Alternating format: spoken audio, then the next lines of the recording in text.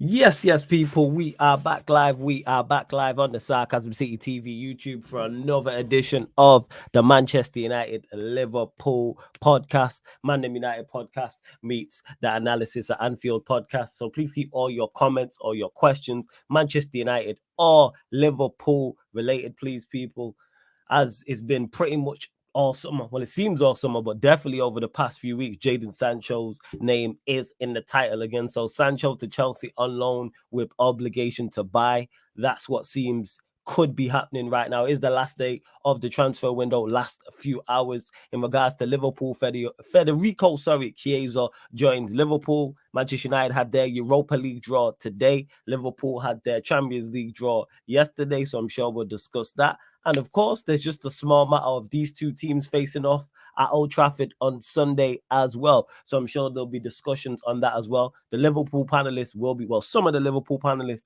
will be here shortly. But like I said, get your questions in, people. Please just keep them Manchester United or Liverpool related.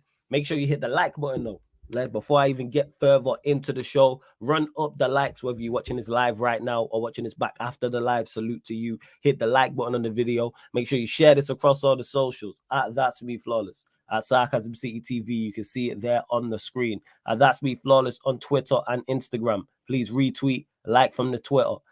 Also, at Sarcasm City TV on Twitter and Instagram. Please retweet and like from the Twitter and share from the Instagram. And turn the notification bell on for Sarcasm City TV, because anytime we go live, so whether it's here on the YouTube or on the playback or both, I'll always post it out on the socials, because I know YouTube a little bit dodgy with the notifications. But big up to you lot in the chat, as always, supporting Sarcasm City TV. Big up to Warrior J, who as usual has been kind enough to put the latest reports about Jadon Sancho in the chat. Big up my brother Sheik in the cut every single time. Big up the Arsenal Gunner.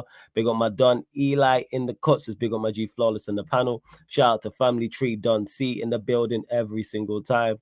Warrior J's also been kind enough to put both Liverpool's Champions League fixtures in the chat and Manchester United's Europa League as well. Big up to King of Yorkshire in the building. Says big up Flawless. Letting Sancho, 1 second. What is this renewing? What is going on? Sorry. Big up Flawless. Letting Sancho go to Chelsea is a disgrace with no replacement. And we have just strengthened one of our rivals, and we've weakened our front line. I'm gonna get to this point in a second, actually. I'm gonna get to this point because it's an interesting point, and I've seen a couple other people mention this type of thing as well. Big up to Hano, says hearing United fans saying 3-1 United. Hey, I'm hearing Chelsea fans say that they can finish in the top two. So here we are. Let's see what else as well. All good, just a bit of a cold. Must have been the fact that Nketiah is still an Arsenal player, made me sick. But wait, did the deal fall through? That's crazy if it fell through. See, G's already in the chat. Says literally running a little late, guys, but make sure you smash the likes. It's all good, G. Don't worry about it. Big up my little bro in the cut as well. But yeah, a lot's going on. A lot is going on, more so with Manchester United, not so much with Liverpool. And the fact that these two are playing in the conversation is transfers tells you how much is going on. So, with Manchester United, it says here, Chelsea have presented 2 bids for Jadon Sancho. One proposal is loan with a buy option clause. The other is with an obligation to buy, of course, on different terms. Wonder what those different terms are. Chelsea also reached total agreement with Jadon Sancho on personal terms up to Manchester United now source Fabrizio Romano. Goes on to say negotiations between Chelsea and Manchester United over deadline day transfer of Jadon Sancho, sent out an initial loan with obligation to buy next summer, would provide permanent solution for 24-year-old. That's also from Fabrizio Romano. That makes sense. Big up London Boy as well in the chat. That makes perfect sense. Yeah, makes absolute. Oh, the papers haven't been signed officially, so he's still an Arsenal player. That's crazy.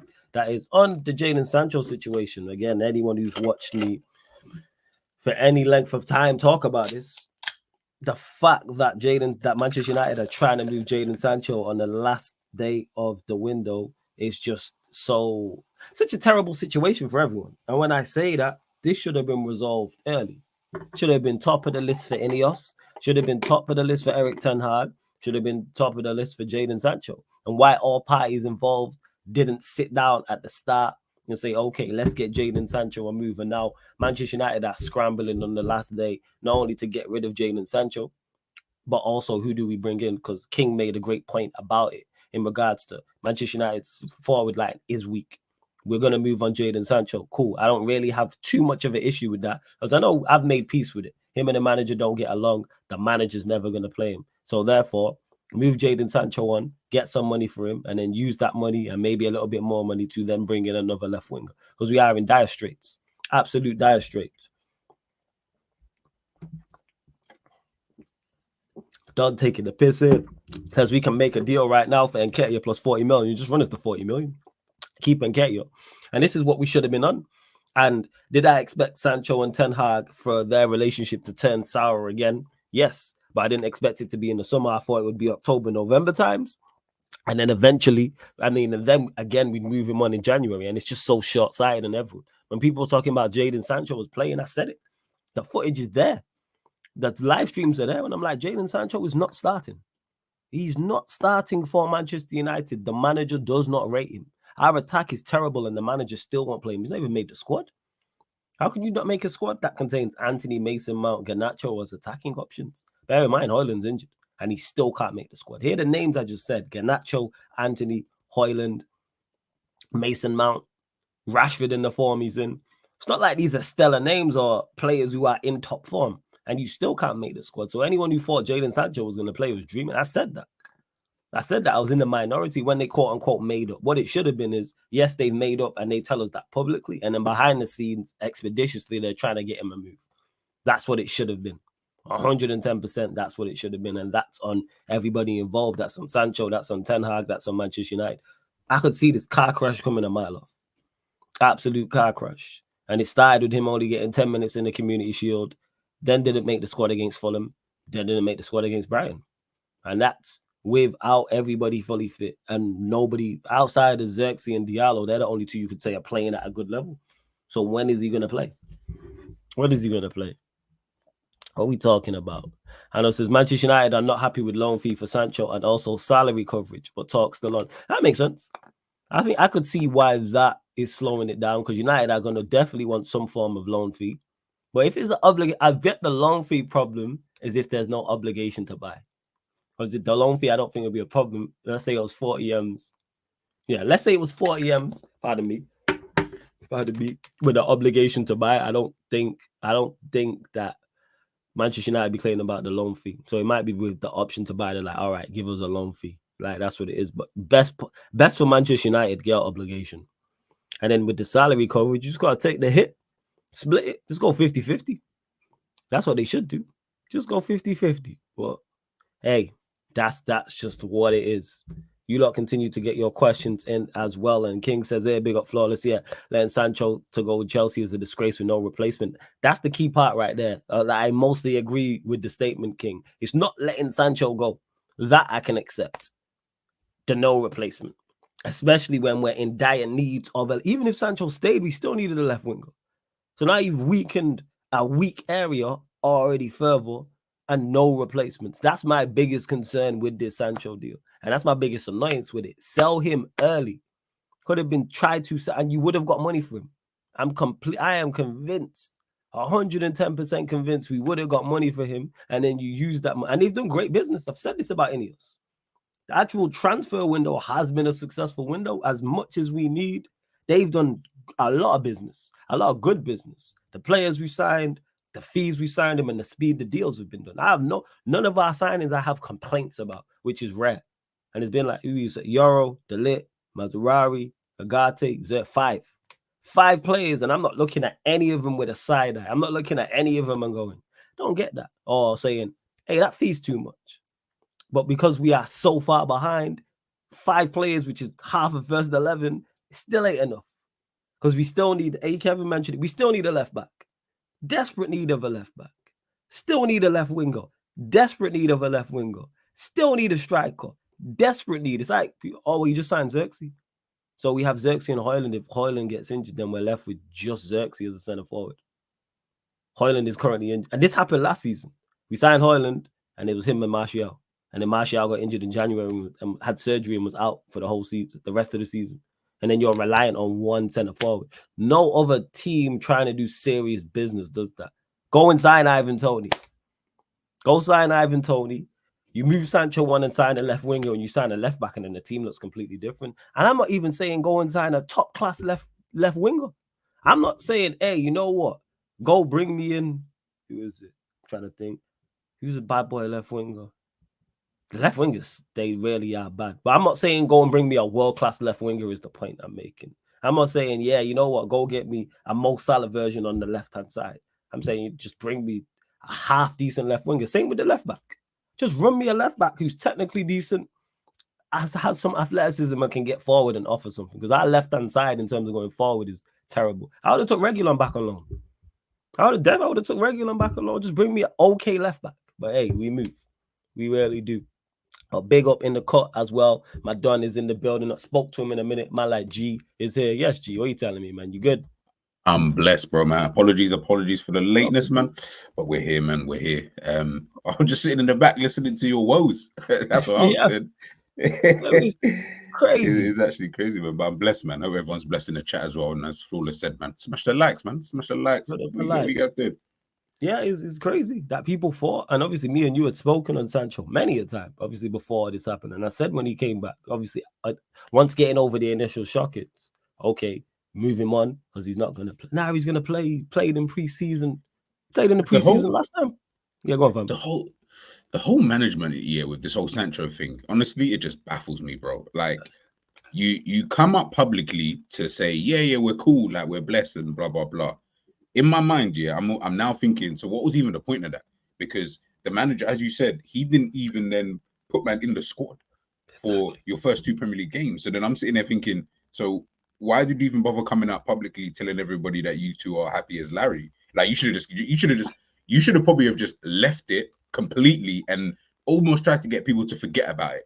Heck, we ain't seen Sancho. All we've seen is him in training, kind of thing, right? He's still not even in the manager's plans, blah, blah, blah. And as you said, expeditiously, bro, you're trying to get him sold or you're trying to do something to facilitate getting him just out of the football club because keeping him here throughout this whole time, big song and dance, big up, Guncy, big song and dance about this. And then now you're trying to flog him off to Chelsea and blah, blah, blah. And then I'm sitting there thinking, it's not even the fact that you're trying to flog him off to Chelsea. That part is cool, innit? If you want, like, if he wants to go or you want him to go, that's blessed. But then you ain't got no time to really now bring in replacements. Look how long this deal is even taking. Like, if he was gonna do this, why didn't you pattern this up from before? I thought he was going Juventus. Like, there's just too much like going on. And I just don't get it with all parties involved. It's like, dude, if this was happening in July, I'd be like, all right, cool. And I don't even mind them coming out and saying, yeah, Sancho's he's back in contention, but behind the scenes, you get him a move.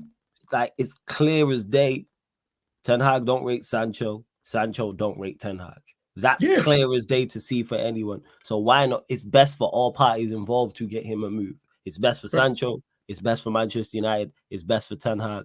Make it make sense. And the thing is, you could still get some form of fee for him. So you get a fee for him, and like I keep saying, and then you use that fee, and then invest in and go get another left winger, which you need anyway. Now you've just got extra. You know what I'm saying? That whatever, let's say you're going to spend 50 million on a left winger. You've now got 40 of that from a Sancho move or 30 of that. And then you use that, add a little bit extra, sign your left winger, and then you're good. And also as well, like, even if, let's say, obviously I don't know what happens. I think you'll get it done, but let's say you don't get it done, right? And he stays here. Now you're going to keep this guy here for God knows however up until January at the bare minimum, right? So you're going to have this guy just chilling around. Like that's just bad energy. Like that's just going to be filled. On top of that, it probably even makes it a little bit harder to even get rid of him now after this point, because especially if you don't play him at all or once in a massive blue moon kind of thing, bro, like who's going to want to realistically take that up? As much as we know, Sancho's got talent and blah, blah, blah, all of that kind of good stuff. But, bro, we ain't seen this guy kick ball for Manchester United for so long. We don't even really know what this guy's saying. Like, honestly, the way that you guys do some of the business you've done is calm, but the way you've handled this situation is still reeks of the old kind of regime, before Ineos and all of that kind of stuff. Yeah, it's just so, and that's what baffles me because they've done good business. Transfer-wise, I don't fault them. The sales have been, I think this is the most money Manchester United have made from sales ever in the transfer in the Premier League era. Great business. Selling the likes of McTominay for 30 M's, already Kambawala, Hannibal, Who else we sold? Donny van de Beek left. Like, McTominay. yeah, McTominay, which was a great fee. That's obviously the chat one though. But the point I'm making is we've actually done good business with the outgoings as well. But this one is just unless they was foolish enough to believe that it was fixed. That's the only thing I can think of. I think everybody lied to themselves in that situation, and Ineos bought the lies. Ten Hag lied to Sancho. Sancho lied to Ten Hag that this can work out, and Ineos bought it. Like, yeah, we friends, we cool. Nah. Not in the slightest. And he's gonna play and get game times, which is, to me is not. And yet is nuts. And yeah, King. Also flawless. We should have got a ball playing 6. We spent 50 million on a guy when we could have got a player with the same profile as him for less money, or we could have got him on loan. It needed both. I hear you, King. We need another central midfielder. But even if we didn't sign Agate, even though I would have preferred it on loan to then use that money to sign another central midfielder, it is what it is. Oh, so what is it? A loan, or you bought, or you actually signed? No, we bought Agate, but he's saying he would have preferred us to, because there was, before we signed him on a permanent, the talk was we might get him on loan, which I was all for. That's what I thought. A loan with an obligation, because then you're not spending money on him this season, and then you can go and use that money you're going to buy for him to get another midfielder. But we went with I think it was 42 million in the end, because it was 50 million euros and 10 million in add-ons, which is like 42 million. It's a great price for Agate because he's very much needed. But like I said just before, as you said, you was listening to my woes. We are so far away that one good midfielder isn't enough. Same way, I agree with King, and we need another type of midfielder, but we needed both because we're better. And now McTominay's gone as well. It's like if you take out Agate, it's Casemiro, Maino, Ericsson, Collier, who's the youngster. That's it. The Mount's injured again. See what I'm saying? I mean, even the Mount thing, like, yeah, and he's just rubbish anyway. I don't even count him. Yeah. I remember you spoke about Mount from time. You always bring it up laughing when you see me talking about Mount at the time. You know what? You know I bring it up because it's hilarious. Yeah, you're probably one of the. I don't listen to a lot of Manchester United fans, but the ones that I do listen to, like say like yourself or like a Saeed and a few others, right? You was like the only one I saw, especially in social media and that when you guys were looking at Mount, you were like, what does he do? And I kept busting out. It was just so funny because your face was so serious. Like, you're like, right, so what does he do? Like, tell me what he does. And it was just the fact that nobody could really answer the question. Like, okay, so he does this well. So if he does this in your team, it's going to be amazing. Yeah, everyone was kind of naming things and they were just like, yeah, but he can do a little bit of this and a little bit of that and blah, blah, blah. So, okay, cool. So jack of all trades type of vibe. Okay. Fairs, but he's not good at any one thing. All right, cool. So yeah. A man of many traits, the master at night. He runs around. That's what he does. That's why you see in social media, his off the ball stats and how well he pressed and all this rubbish. And it's like, all right. So but then it's mad because if your body's breaking, like the way obviously he's been injured and stuff like that now, if his body's breaking down, bro, all of this off the ball stuff, bro, it doesn't even matter. It actually doesn't even matter because your body's breaking down now. So you can have all the off the ball stuff. It's not helping. It's crazy. It really is. And big up to Arsenal, Gunner. Big up Dens as well. You lot continue to run up the likes, hit the subscribe button as well, please. We'll get to this. It just says, how do you feel about the Champions League draw? Obviously, from a Liverpool perspective. So these are the Liverpool games. So at home to Real Madrid, home to Bayer Leverkusen, home to Lille, home to Bologna, and then the away games are RB Leipzig, AC Milan, PSV, Girona. So obviously the new Champions League format. How do you feel about the games? Obviously, Real Madrid is the standout one, but you did get them at Anfield. But you should be able, from the outside looking in, you should be able to navigate that to get into the top 8. Yeah. I think, by the way, guys, if you're struggling with the new Champions League format, flick on Football Manager. It's literally right there on there. That's how I knew about this format from time. So I was like, oh yeah, this thing is coming. But yeah, on all jokes aside, I think I feel like we should be able to just navigate our way through this kind of group or these kind of teams, other than Real Madrid. I feel like the first Real Madrid, Leverkusen, AC Milan, those are like 3 games you look at and think, okay, yep, those games are going to be potentially a bit tricky, but we should be able to defeat all of them, really. Bar Real Madrid. Real Madrid's the only one I'm like, yeah, that's tough. You know what? Yeah, tough, bro. We ain't beating them in like 8-9 games. So it's more than tough. They be whipping our asses paws for a very, very long time.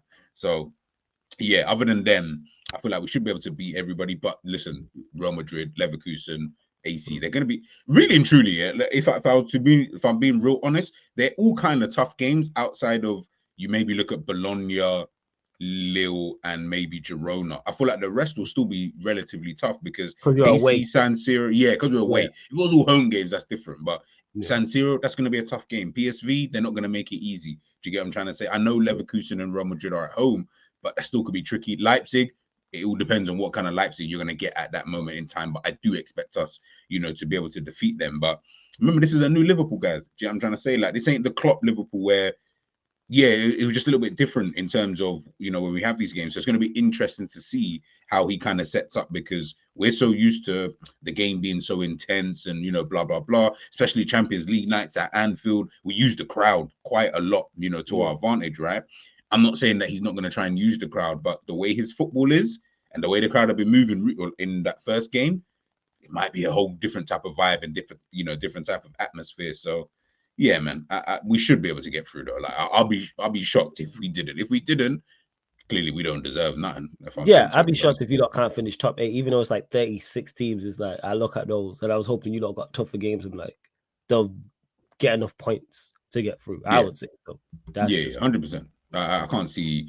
Yeah, I really don't see it. But like I said, listen, man.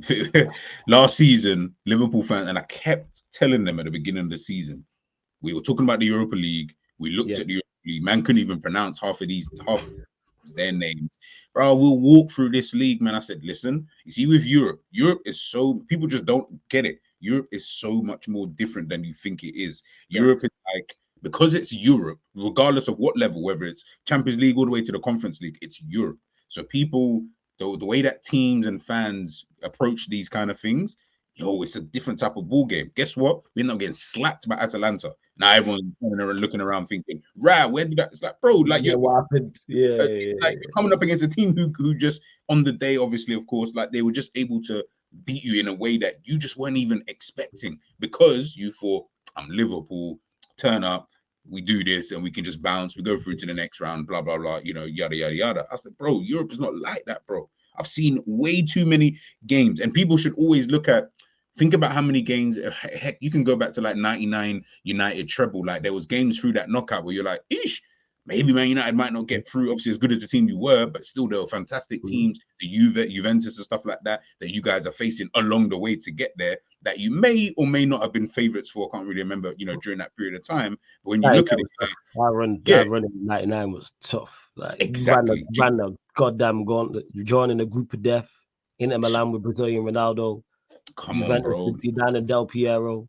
Come on, G. Like, you get like, when you look at it on the face of it, you're like, not to say you can't win, of course, brother. I'm not going to sit and say Liverpool can't win. Do you get what I'm trying to say? Of course, I think we could win it, but at the same time, I've seen way too much of Europe, bro. I think we all have. We all know what Europe's about, so I don't take nobody lightly at all. Obviously, yes, there's going to be teams that you think, bro, we should walk all over them. But if you don't, I'm also not going to be too shocked because I'll be like, Europe will do that to you. Europe will have you sitting there, as I said, thinking you're going to walk into the game and win and get slapped. Now you're just scratching your head thinking, wow, how did that happen? So you just got to wait and see, man. Go wait and see.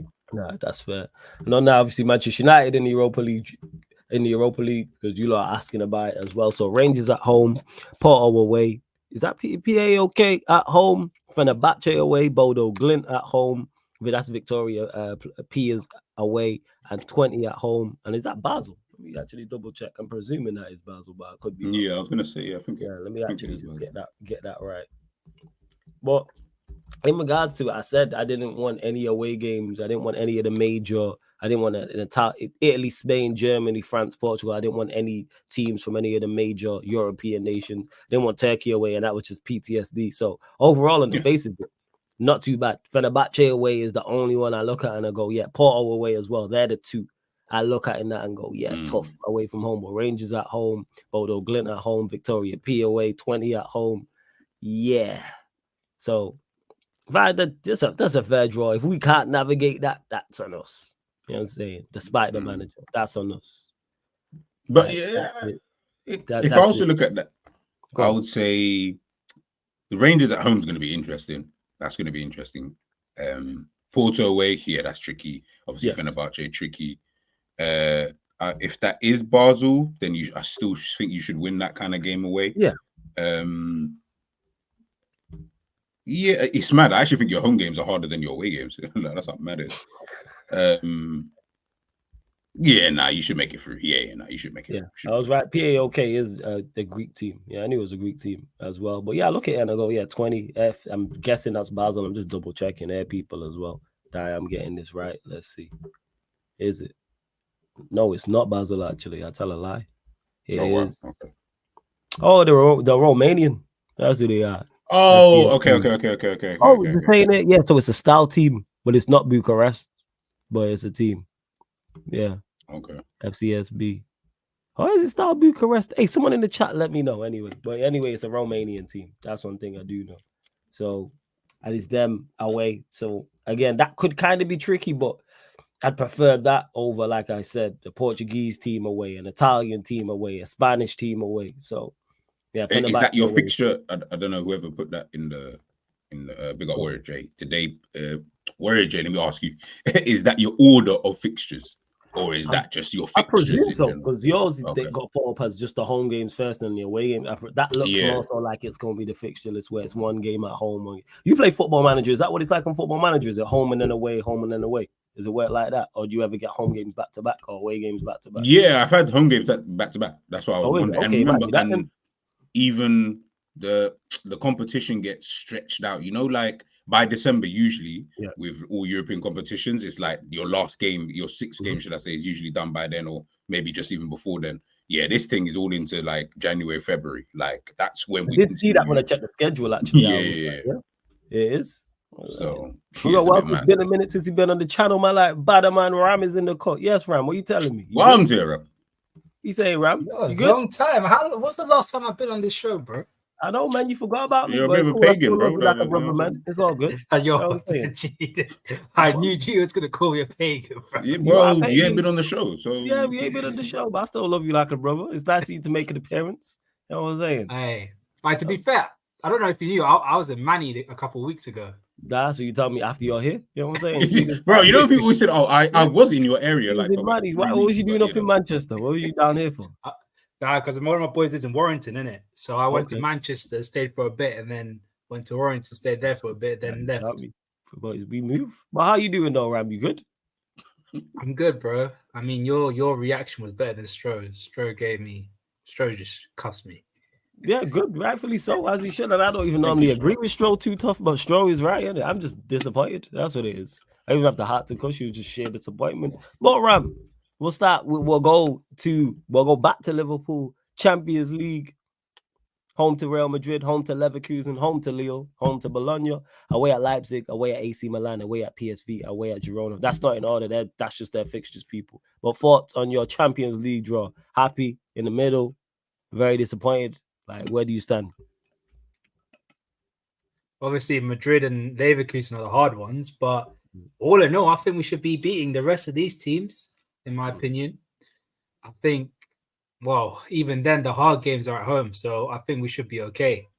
So, minimum 20 points. If I was going to go through every single one of those teams, for me, what I'd expect and what I'd predict is draw against Madrid, win against Leverkusen, win against Lille, win against Bologna, win against Leipzig, win against Milan, and PSV and Girona will depend on how many schedule. So the last two games, I'll say, depends on what team we've put out. If we put out a weak team or we're basically through, then we're like, oh, well, we'll see what happens. But we should be getting through comfortably, in my opinion.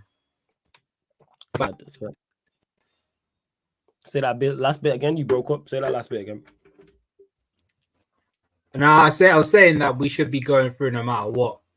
Like, okay, as a fact. I think because we're one of the. Yeah, I think you will as well. To be honest, you will as well. Is he breaking up for you as well, Gio? I think yeah, just a little bit. Yeah, you're breaking up. I think it's just. I think my laptop just. Hang on, can you guys hear me now? Yeah, we can hear you. Is it better now? Yeah, go on. What you saying? Yeah, that's much better. Yeah. I think the English teams overall should be doing well. I think City, obviously going to be one of the favourites. Arsenal, one of the favourites. Liverpool, definitely one of the favourites as well. And Villa, the Villa only odd team is Villa. We don't know what they're going to be like, but Unai Emery, I think he can do a little something in Europe and get them out of the group stages. Did it with Villarreal. Why can't he do it with Villa? That's true. No, that's fair. That is very fair. Like I said, I was saying it to G. I was hoping that you lot got tougher games than that. But I look at the games and I go, outside of Real Madrid, really at home, which is obviously going to be tough, and then Leverkusen at home, you'll get enough points to finish in the top 8 in this new format. But this new format's interesting though. Cause I was skeptical about it, but like when they did the draw, I like the fact the draw was much faster than usual because normally it's like a 2.5 hour draw, and some of the games that pros up, like you lot drawing Real Madrid, I was like, I like that. I do. I like that. It just gives us something. That's been I think that's the standout tie in the whole. What was the structure of it? I mean, G, you were watching it. What was the structure of the thing? One, I did not watch it. I didn't watch it for shit. But it's the same as Football Manager. So we're all into this one league. How many teams? 30. I think it's 36. I think it's 36 or something like 36. Something crazy. Whatever. Like let's say 36, right? We're all into this league kind of thing. But when they talk about, like, you see how it comes up in like as a group or whatever, it's not going to show that on a league table. On the league table, we're just all in the same league table. So let's say Group A and Group B. Obviously, Group A, you've got all of your fixtures that they put there. Like, for example, Liverpool. Group B, with, say, Arsenal's group or whatever, they're going to obviously play their fixtures. Because we're all in the same league table, whatever games in that Arsenal win. So if Arsenal win their first game and Liverpool lose their first game, obviously Arsenal in the entire league will be on 3 points. Liverpool will be on 0 points. But we're all in the exact same league. So it just affects the main league itself. I think they just put it into groups for everyone to just understand that these are the teams that you're going to face, and that is it. But every point that you gain in that, or don't gain, obviously, in the competition, it's all towards the league table. The top 8 teams, I think, qualify automatically through to the round of 16. Then 9 to, can't remember what the number is. I think it's 24. 24, yes. Probably. 9 to 24, they go into a playoff. So round of 32, basically, they'll go into that. And then obviously winner of that then comes into with us into the round of 16. And then the bottom, can't remember how many teams it is. I think they go out.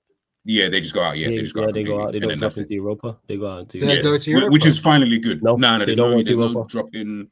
So it's basically we're not the standards, bro. No. So if you don't finish in the top 24, you're out. So I can't wait for like Arsenal to be like 26 in the league or something. I need that, man. Bro, if you don't finish in the top 24, like there's something wrong with you, bro. Honestly. You got to that means you couldn't pick up top 24. Yeah, bro. At least like out of 36, you mean to tell me you finish in the? Come on, bro. That's impossible. No English team, in my opinion. I haven't seen Aston Villa's group, to be fair, so I don't know who they got, but I don't feel like anybody who. Okay, I'll double check in a sec. But I just feel like no one should be in that. At least playoffs. At least just get to the playoffs and then play your round of 32 and then do that. But if you're getting knocked out before that, bro, that's dead. Bro, if you're from like 24 to 36, you're like you have to get like 0 to 3 points. Yeah, effectively. And remember, now you ain't got no Europa League to fall back on, like, you know, like old school Sevilla used to finish third mysteriously every single time. Like, now you can't do that no more, bro. Can't do that no more, bro. That's good. 100%. I like that. No more getting pity points. Yeah. With Villa, they play Bayern Munich at home, Juventus at home, Celtic at home, Bologna at home, Leipzig away, Club Brugge away, YB away, ASA Monaco away. Did you say Leipzig? Yeah, Leipzig. Yeah. Oh, they got an easy group. They got an easy group. They got easy. Easy run of games. Yeah. Give or take, they could. I mean, they should go through. It's favorable. Yeah, it's favorable. They should make the top 24 with that. They'll fancy their chances with that, to be honest. Bayern Munich are obviously the standout. Juventus, they're the two. But Celtic and Bologna at home. And then Leipzig, Bruges, Monaco, Young Boys away. Like, they'll fancy their chances with that. They will. Well, it's going to be interesting. It's going to be interesting to see the scheduling of all the games as well. And shout out to Ryan in the chat as well. Cause I don't know what's this. He says, Ryan, what did I tell you about Edwards and Hoot? What were you, man, discussing that I missed? Like, I'm unsure in regards to this guy. Actually, can you go on to his next comment because I As he need to says, address flawless. that. Remember when these clowns deleted me off the group chat for saying we won't get Zubamendi? Nah, we didn't get deleted off the group chat because of that. We did it because it was funny, bro. Every time you just open your mouth, I just remove you. And then Florida just starts laughing, bro. Like, legit. I might miss it because I just leave you lot in the group chat talking because you're talking Liverpool stuff. So I'm like, all right, this isn't nothing to do with me. Then I go and then I just see Ryan's been removed from the group, and then I'll read up a little bit just to see what's been said. But yeah, like Ram just said, I don't think it's anything to do with Zubamendi. But speaking of that, you might not have got Zubamendi, but got Kieza. Ram, thoughts on that? Kieza, cheap deal. I actually think it's a good deal for you. Like, what are you saying? I think it's a solid deal. I don't know about what G's thought about it. I don't know what he knows, but was it 10 million? What 10 million plus 2 million add-ons? Something like that. Yeah. It was something. It was like 10 million, something like that. We're not gonna we're not gonna rely on him if he can play around about 30 games in all comps, including off the bench appearances. I'm happy with that. And the main thing with his injury was that it's like aggravated injury because he's playing too much football. Yeah. He won't be playing. He won't be a starter for us straight off the bat. First of all, I don't think he gets on the right ahead of Salah because Salah is Salah. Up front, if Jota's still available, he won't get ahead of Jota. I think for me, Jota is one of the best strikers in the league, in my opinion. Sure. Definitely one of the most clinical strikers in the league. I think the stats back it up. And left wing's a toss-up because Diaz ain't that great. Gakpo ain't that great. So it's just between those three, who was to start? So they can rotate as much as he wants. But I think Arne Slot really likes Diaz. So you'll pick him because he works hard a lot. But I'm happy with it. Imagine like it brings our attack a lot more not penetrable. It's like it has a lot more power to it and a lot more quality around it.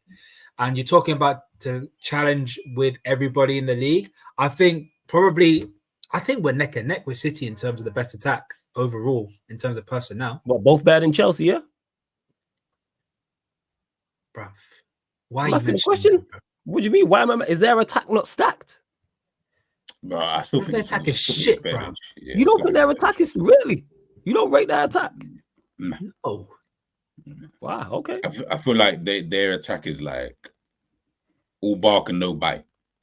Obviously, that could change your season, though. Don't get twisted. Like quantity over quality. Goes, yeah. I feel like I don't know, man. You look at their team, and I'm just like, on paper, it looks good. Of course, it does. You got João Felix and Nkunku, Palmer. I don't know who plays on the left, but you got Madueke, Neto. And then Jackson, that fraud, you got him up front. So you're just like, oh, okay, cool, fair enough. On paper, this actually looks like a really good attack, but I don't know. It's a lot of misfitting. I feel like with that attack, bro. Okay. João Felix misfit. Obviously, Cole Palmer, he's a bad boy. Jackson misfit. Madueke, I don't know. I don't rate Madueke at all. Yeah, like the thing is, I like him, but you ain't shown me nothing yet for me to be considering you in any. He's the perfect definition of what you just said. All bark but no bite. He can dribble. Like, he's a good dribbler, but he's Neto. Yeah, the thing is, I wouldn't even. But he's terrible. Go on, guys. The thing is, it's not. I don't think that no. Other than Jackson, I don't think that any of them are actually shit. But I look at them and I just think, I don't know, man. It just seems like it will just be a bit of a misfit. But like I said. Let's wait and see. Yeah, Don would rate him. Shout out to Don. He was on back again. I was on back again with him earlier today. Yeah, talk about a character. Now you know why I get onto that guy. He's bloody annoying, bro. Oh, honestly, you think Ryan is funny, and annoying? He's up another level, always atting me every single time. Him and Ches. Bro, you two will be atting each other at some weird times. Yeah, but Ram, you deserve it though. You know what I'm saying? Because you do give it out. What have I done? I ain't done nothing. Woe is me. Everyone knows what you're like. You are a troll. Woe is me. Woe is me. You're a troll. No, G knows. G knows. I don't say shit. But my name. I wouldn't go that far, but. See, this guy, I wouldn't go that far, but there are times in the terrace chat at times. I'll see it and I'll be like, bro, why are you two even going back and forth over this stupid point that you're both trying to make? Bro, let this shit go. I don't care about it. I don't care. Just let that shit go and let's move on with our day. But it's going to be interesting seeing Chelsea this season, though. Like, I feel like that because of all the deals that they have done, both sales and incoming, because they've had some good sales, man. I can't even front. So it'll be interesting to see how that team kind of meshes together. How long are Chelsea fans going to give their manager to be like, yeah, we're just implementing our ideas. No worries, we're still implementing our ideas. Lose 2-1 the other day. No, don't worry, it's the pictures. Don't worry, Don, I heard you, Hackney Marshall and everything there. Yeah, okay, Fairs, but you lost the serviette. It ain't a serviette, a tissue in that. So, you know what I'm trying to say? Yeah, exactly. So, you know, like, we're going to have to wait and see in regards to Chelsea. But listen, man, big up Don, big up Ches. Because them two, when they speak about Chelsea, I like listening to them because they just speak a bit real, innit? You know what I'm trying to say in terms of the way that they look at it, and they don't really care about the fans' favorites. Do you get what I'm trying to say? They will tell you, bro, Gallagher, when people were getting onto other people about Gallagher, it was only really Don and maybe Ches that I really heard really saying, brother, why the hell do you want this kind of guy in your team, bro? Like, this is the kind of player you let go. And now everyone seems to jump on the bandwagon later on. I'm like, yeah, you see, that's what I'm saying. It's one of them. But yeah, I'll tell you what. Go on, Ram. Go on, say what you're going to say. Go on. When it comes to players that they rate, I give them credit. They rate him. I think that they will back him until the end of days. But some of them players where they just don't rate, they're like, get him out the door. I respect that. I respect that they do that. But there needs to be logic behind what they think and their predictions. It's all gas. Yeah. So you reckon now with the addition of Kieza, Ram, that you're neck and neck with Manchester City for having the best attacking options in the league? I think so, yeah. I think so. I think Haaland, Foden. The only problem I'd say with our attack is that all these good players that we have, they can't stay fit.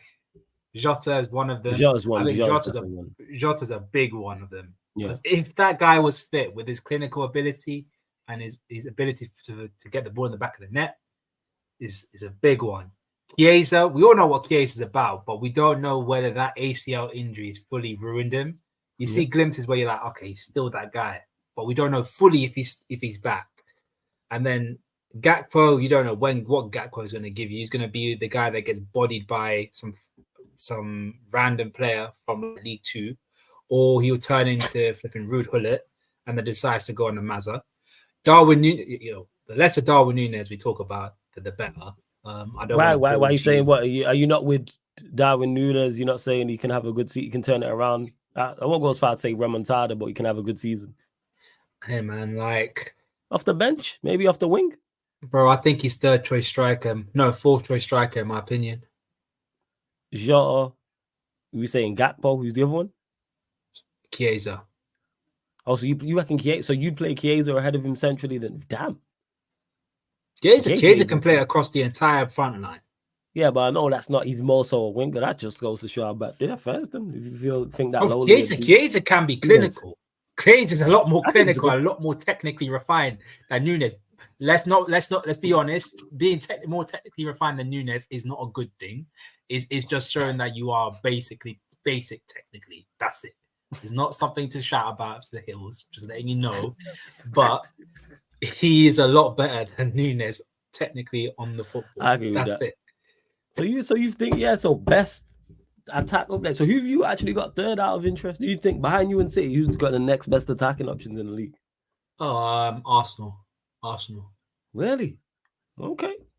I can't think of anyone else because I would have said Villa if they bolstered their attacking lineup and kept Moussa Diaby. But then they lost Diaby. We don't know whether Watkins is going to be that same guy that he was last year. Man United, you still got Anthony in your team. We rubbish. Tottenham attacking good, but yeah. Tottenham ain't rubbish. Yeah, Kulusevski, Brennan, yeah, just no. Chelsea, like G said, all bark, no bite. That's crazy that you said that about Chelsea to me, but first. What, do you really rate their attack? On paper, it's better than Arsenal's, yeah. I'm taking their attack over Arsenal's. Take Saka out of it, and Odegaard, who've Arsenal got? They're the only two players I would do. Martinelli. You can say the same Havertz. thing about Cole Palmer and Nkunku. I'm taking Neto over anybody else Arsenal have. Does he stay fit? So even a half fit him, I'm taking for half. Would you have Neto or Trossard? No, and I rate Trossard. I think Trossard's a little is a mini Diogo Jota. Not as good as him. I rate. He's better. I think he's just better off the bench, but I do rate Trossard. But he's a better bench option.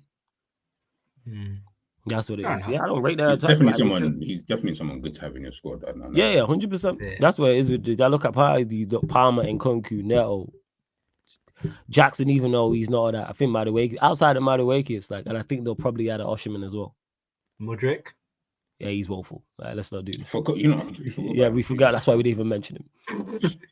That's why we didn't even mention him, because he's just that bad. Some players you don't even mention. You just forget that they're there type of thing. By the way, man got hooked in a Conference League game, man, against Servette. It's a wrap. Man got hooked at halftime. Ches said that Kiesa doesn't start on the left for Chelsea, and I don't think Nkunku plays on the left either. So I don't know who he's having in front of Kiesa. He's saying that because Neto can play over there. He's saying if I had to choose, I'd still pick Kiesa though over Neto. I think I'd maybe pick Neto over Kiesa. I'm picking Neto over close, Kiesa. But I would pick Kiesa just. I'm going Neto. That's because I remember just a fun fact. I wanted Kiesa before everyone were jumping on the bandwagon back in 2021. I wanted him when we were going to try to find before we signed Diogo Jota. He was the guy that I wanted to be the Jota signing, but it didn't work out. But yeah, I really was onto this guy ever since he got the captaincy in Fiorentina. He was a dope player. Obviously, it does help if your surname is well known across the football sphere, i.e. his dad. But he was a good player, and he showed a lot of quality at Fiorentina, and I really wanted him when we won the season after we won the league. So yeah, man, I really do rate the guy. I think there's a player in there. It's just keeping him fit and keeping him healthy. What are you saying, G, about the Kieza deal? I think I agreed with what Ram said, apart from Kieza is not going to be a player who's going to want to sit on the bench. So obviously on a fan side of things, it's a good thing, because that means you're going to have to play your way into the team to get there, right? So you're going to have to put in good performances probably from the bench first and then pattern your way up. I know everyone keeps saying, obviously, I get the backup for Salah and stuff like that. Yeah, I just don't see it. I think we'll see him playing more games on the left than we will on the right this season. I can see that happening. Just because what Ram said, isn't it? Like, bro, Diaz and Gakpo, bro, that's just a mid-off. So the reality is, I'm sure he can take one of their positions anyway, kind of thing. So then one of them have to start. And Gakpo probably will go up front more times when he comes on anyway. So then Diaz will have to start fighting for that place. If he obviously gets dropped, by the way. Diaz will have to start fighting for that place on the right-hand side. I know he played right. I know everyone keeps telling me, yeah, he played right wing and all that. He played right wing for Italy during the Euros. I hear all of that, but I don't know, man. I don't know. Something just in my head is just telling me, nah, I think you'll get more games off the left-hand side, son. Because the reality is, unless, and because people keep saying, oh, you can bring off Mo or whatever, right? I don't see that happening too much anyway in games, unless Mo is definitely having a stinker. So if you're not bringing Mo off, which, by the way, he's your best attacker, even with Kieza. So you don't really want to take off your best attacker anyway, if you need a goal and stuff like that, and things ain't really patterning, right? So then you're looking at it thinking, yeah, like, put him on the left wing, and then, you can kind of go from there. But listen, this is Slot's business. He's the one who's getting paid. So you're going to have to figure this shit out yourself and try and work it out. You're the one who's getting paid the millions. So if you fuck up, that's on you, bro. Yeah. So you're going to have, and like, but he okayed it as well. Yeah, this is it. So, and I always feel like, because people keep saying, obviously we've got the depth, and I get that, yeah. But then I also think to myself, I don't know many teams outside of Man United, 99, between 98, and 2000, should I say, where you had Dwight York, Andy Cole, Ole Gunnar Solskjaer, Teddy Sheringham, and that's only 4 strikers I'm even talking about. I'm probably missing someone, but let's just say that's just 4 strikers for 2 positions. So it's not mad where it's like you got 3 positions. You think he's just gonna rotate a whole 3 out and then bring in a whole next 3? Like that's unrealistic, like kind of thing. So like realistically, he swaps 1, 2 at a massive push. So then I'm thinking someone's not really gonna get game time this season. I don't like. How can all 6 get this game time? I know, yes, there's games to play if you make it through in Carabao Cups and FA Cups, but this is. I couldn't care less if it was a Nunes, but I'm just saying, like, if for me, I just feel like everyone keeps thinking in your head, like, play too much Football Manager and FIFA. In your head, you think just gonna rotate, bro. I don't see how you're just gonna. I've only really ever seen it with. Like I said, Sir Alex Ferguson, and even the way he did it, there was a hierarchy to it. So and City do it to an extent as well, but I get your point. City have Barca don't rotate them players. Barca 2009. Who do they rotate? Eto'o, Messi, Henry, Pedro. Well, then Pedro was a kid. Nah, that's what I'm saying. Pedro weren't even like there was a hierarchy to it. Like Pedro weren't the guy until your Henrys and your Eto'os start to keep it moving. Now you're starting. Obviously, I'm not saying he doesn't play games. I'm just saying that these guys, like, basically what I'm trying to say is that there's gonna need to be a hierarchy of like your players who are starting games, right? Once that hierarchy is set and understand, okay, these are the 3 who start my games. If we got a game tomorrow and I need you guys on the line, these are the 3. Your other 3, you're on the bench. So as long as there's an understanding with that, then I think that'll be calm, because even, like I say, Sir Alex Ferguson back then, Sheringham, Ole Gunnar Solskjaer knew and understood their roles as bench players. You'll play the odd game here and there, but guess what? Dwight York, Andy Cole, they're starting 99% of the time if I need to. Pep Guardiola did it when he had Gabriel Jesus, Sergio Aguero, Raheem Sterling, Mahrez, Bernardo Silva. Cool. There's a hierarchy. Sterling, you're playing all the time. Aguero, you're going to play potentially Jesus or Mar, whoever. But we're going to have this front 3 as my starters, and then the rest of you going to have to work your way in somewhere. If we can get that bit right, that's when I think, okay, we'll be calm. Maybe we've already got it, like in the first 2 games. Maybe that is the 3, and then the other 3 can just come on. But I'm just saying, people then need to understand that usually only lasts like a season or 2, and you better win in that time, because then these guys are going to be like, bro, why am I going to sit on the bench to do what? Like, it don't make no sense. To be fair, Kieza came here to win, apparently. That's why he came, to help his chances of winning the trophies. Why would anyone want to sit on the bench not to win trophies? Just be a bench warmer for nothing. It don't make no sense. I think he'll fancy getting in this team, 100%. I think he will. He will. He'll try. He will. Look how mad that sounds, Flawless, when we're saying, yeah, he'll fancy his. That tells you the bums that you've got in front of you. Like, for when we're saying, no, bro, he can fancy it. So who are the 2 brothers that you've got there too? You know, you got 2 guys already in that same position, and I'm saying he jumps in front of those 2, and someone else is gonna have to fight for that right wing alongside those. They weren't even like he's facing Mane, bro. He's facing Gakpo and Diaz. Diaz. I'm like, bro, if you can't jump in front of them, then you're not the guy I wanted to see here. But Gakpo, obviously the fees banging. Yeah, I'm trying to say, like, it's calm. No one's gonna cry. Even if he gets injured, you'll be annoyed, but it'll be like it's only 10 mil kind of thing. It's only if the injuries start to become persistent. I will say, Chi, going on the Football Manager segue, bare people are talking about him on the right wing, and they see that yellow competent in the right wing, and they're like, right wing. This is what happens, man. Like, listen, I'm just waiting to see. Let's just wait and see how it all pans out. Because when I start seeing my boy Mo's playing the last 9 out of 10 games, and you man are scratching your head wondering why Kieza ain't getting game time, then we'll have that conversation when we have that conversation. But who knows? Let's see. Well, we'll soon find out. That being said, actually, before we continue, you lot continue to get let us know about any breaking news in the chat. See you lot talking about Sterling potentially going to Arsenal.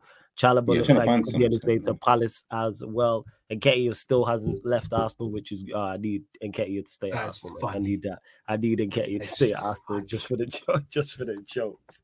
The amount of celebrations I saw when they saw "Here we go." Oh my god, that would be funny. I need it. I really Inject do. it. I really do. Flawless, are you saying I need it and I think I deserve it? Yeah, I need it. Yeah, word to Ronaldo. I need it and I think I deserve it 100%. Oh, I need it just for the breakdown of those. And you lot, there might be a stream later on tonight, depending on what transfers go down. There'll be a Q. If there is one, it will be a Q&A. Not sure what time, be late, but it depends on what goes on in the window because it seems there's going to be moves. So any big moves like midnight, 1 a.m., just keep a look out for that. But on Liverpool as well, you've played 2 games, obviously 2 wins out of 2. Beat Ipswich Town, beat Brentford. G, thoughts on seeing your manager in the league and the first 2 games and how you've played? I didn't watch your game against Brentford, did watch your game against Ipswich. I thought poor in the first half, good in the second half, but seemed like you've played well overall, and I heard the same about the Brentford game as well. You're right about the Ipswich one. We were shit in that first half. Second half is where we turned up. But even in the Brentford game, we were decent in the first half. Yeah. But it was more of an even game. It was the second half where it got a lot better kind of thing. But overall, you got to realize his style of football, I prefer it way more than what I've seen in the last. Is it just is it less? Let me guess. Is it just less chaos? Is it a less chaotic? Bro, it's less chaos. Control. I feel calm. I don't feel like don't egg him over, bro. He's been waiting for this. Like, bro, it's no, but you know what? Like, all jokes aside, like, and this goes back to something I was talking about earlier on about like the fans and stuff with how Jurgen Klopp used to use the crowd in certain like European games and etc. Right? I used to sit there and think like, yeah, big up word. Like, I used to sit there and think to myself, bro, that's great, right? But you see, like, COVID was a fine example, by the way. The COVID season was such a fine example of that's when I started to realize this brother is not as tactically great as I thought, or as I thought he could. Is that when you lost all the games? Was it like 6 in a row at home? Bro, we were losing games. Yeah, we lost the Leeds at home, bro. Like, everyone was beating you lot at home. Yeah, I remember that. That was crazy. And guess what? It was one of those ones where you were like, rah, there's no crowd. So guess what? This is just like just a game. There's no crowd. There's none of this egging you on stuff and blah blah blah. And by the way, don't get twisted. Being able to use the crowd is a good tool to actually have like by your side. But please be tactically adept at doing other things. You get what I'm trying to say? And I think that's why I say with the first home game that we had against Brentford, you heard that the crowd, bro. I'm watching the game, bro. The crowd was flat. And then I'm chatting to people who are at the game. They're saying, "Yeah, G," and they're like, "Will send me a few videos like, yeah, G, this is quiet." Like, you get what I'm trying to say? Because of the style of play. Because his style of play isn't 100 miles an hour, man are dying, using inhalers. Like, no, it's just calm football. Everyone's knocking it about. It's slow. It's quite methodical. But to me, as I've said 100 million times, bro, that is for me a more sustainable way of winning football matches. We've seen Manchester, like, I don't know how many times I have to keep telling you, you've seen the way Manchester City play football. People call it boring. Guess what? I call it 4 in a row. That's what I call it. And guess what? I'd rather have the 4 in a row than have this stupid high-octane football where you're going back and forth every flipping day and you ain't winning. You ain't even winning. So, like, what's the point? The football is just stupid, after a while. So when we're seeing this football, for me, I'm like, I like it. I like, so far, by the way, I like the interviews that he's done, the way when he speaks in press conferences and stuff like that, the way he speaks about the team after matches, the things that, like, at times I never felt like, I always feel like sometimes with managers, they can be quite patronizing. And I hate that about managers because I'm like, first of all, I'm a grown man. So don't be out here being patronizing to me as if I don't know what I'm seeing. Like, I saw the same things you did. So don't try to lie to me about, my manager told me we play the most entertaining football in the league. So it's things like that. You'll be like, brother, come on, G. So, and by the way, I'm not saying this isn't going to relate to every instance. There are going to be instances where I expect you as a manager to just come out and back your team. But I know behind closed doors, you're doing red-tete.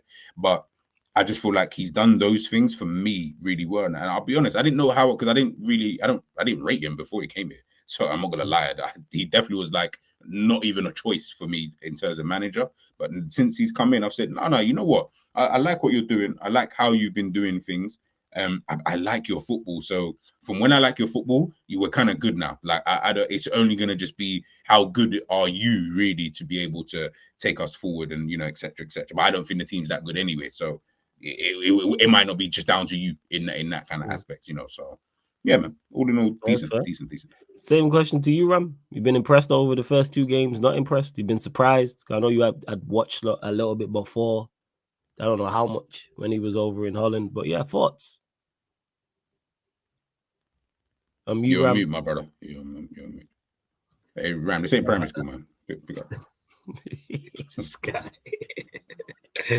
I'm glad and also very happy with the fact that there's not a massive change. I think there's been slight tweaks, as in our build-up play, our actual chance creations a lot more organized and a lot more calculating compared to previously in the last couple of seasons. But the intensity and the style of play and the overall shift in managers hasn't been much of a difference. And that's what I've been really happy about. And that's what I was most worried about. I didn't want to go from high octane football to tiki taka already. I wanted a slow transition to something a little bit more sustainable. It's not completely the same, but it's similar.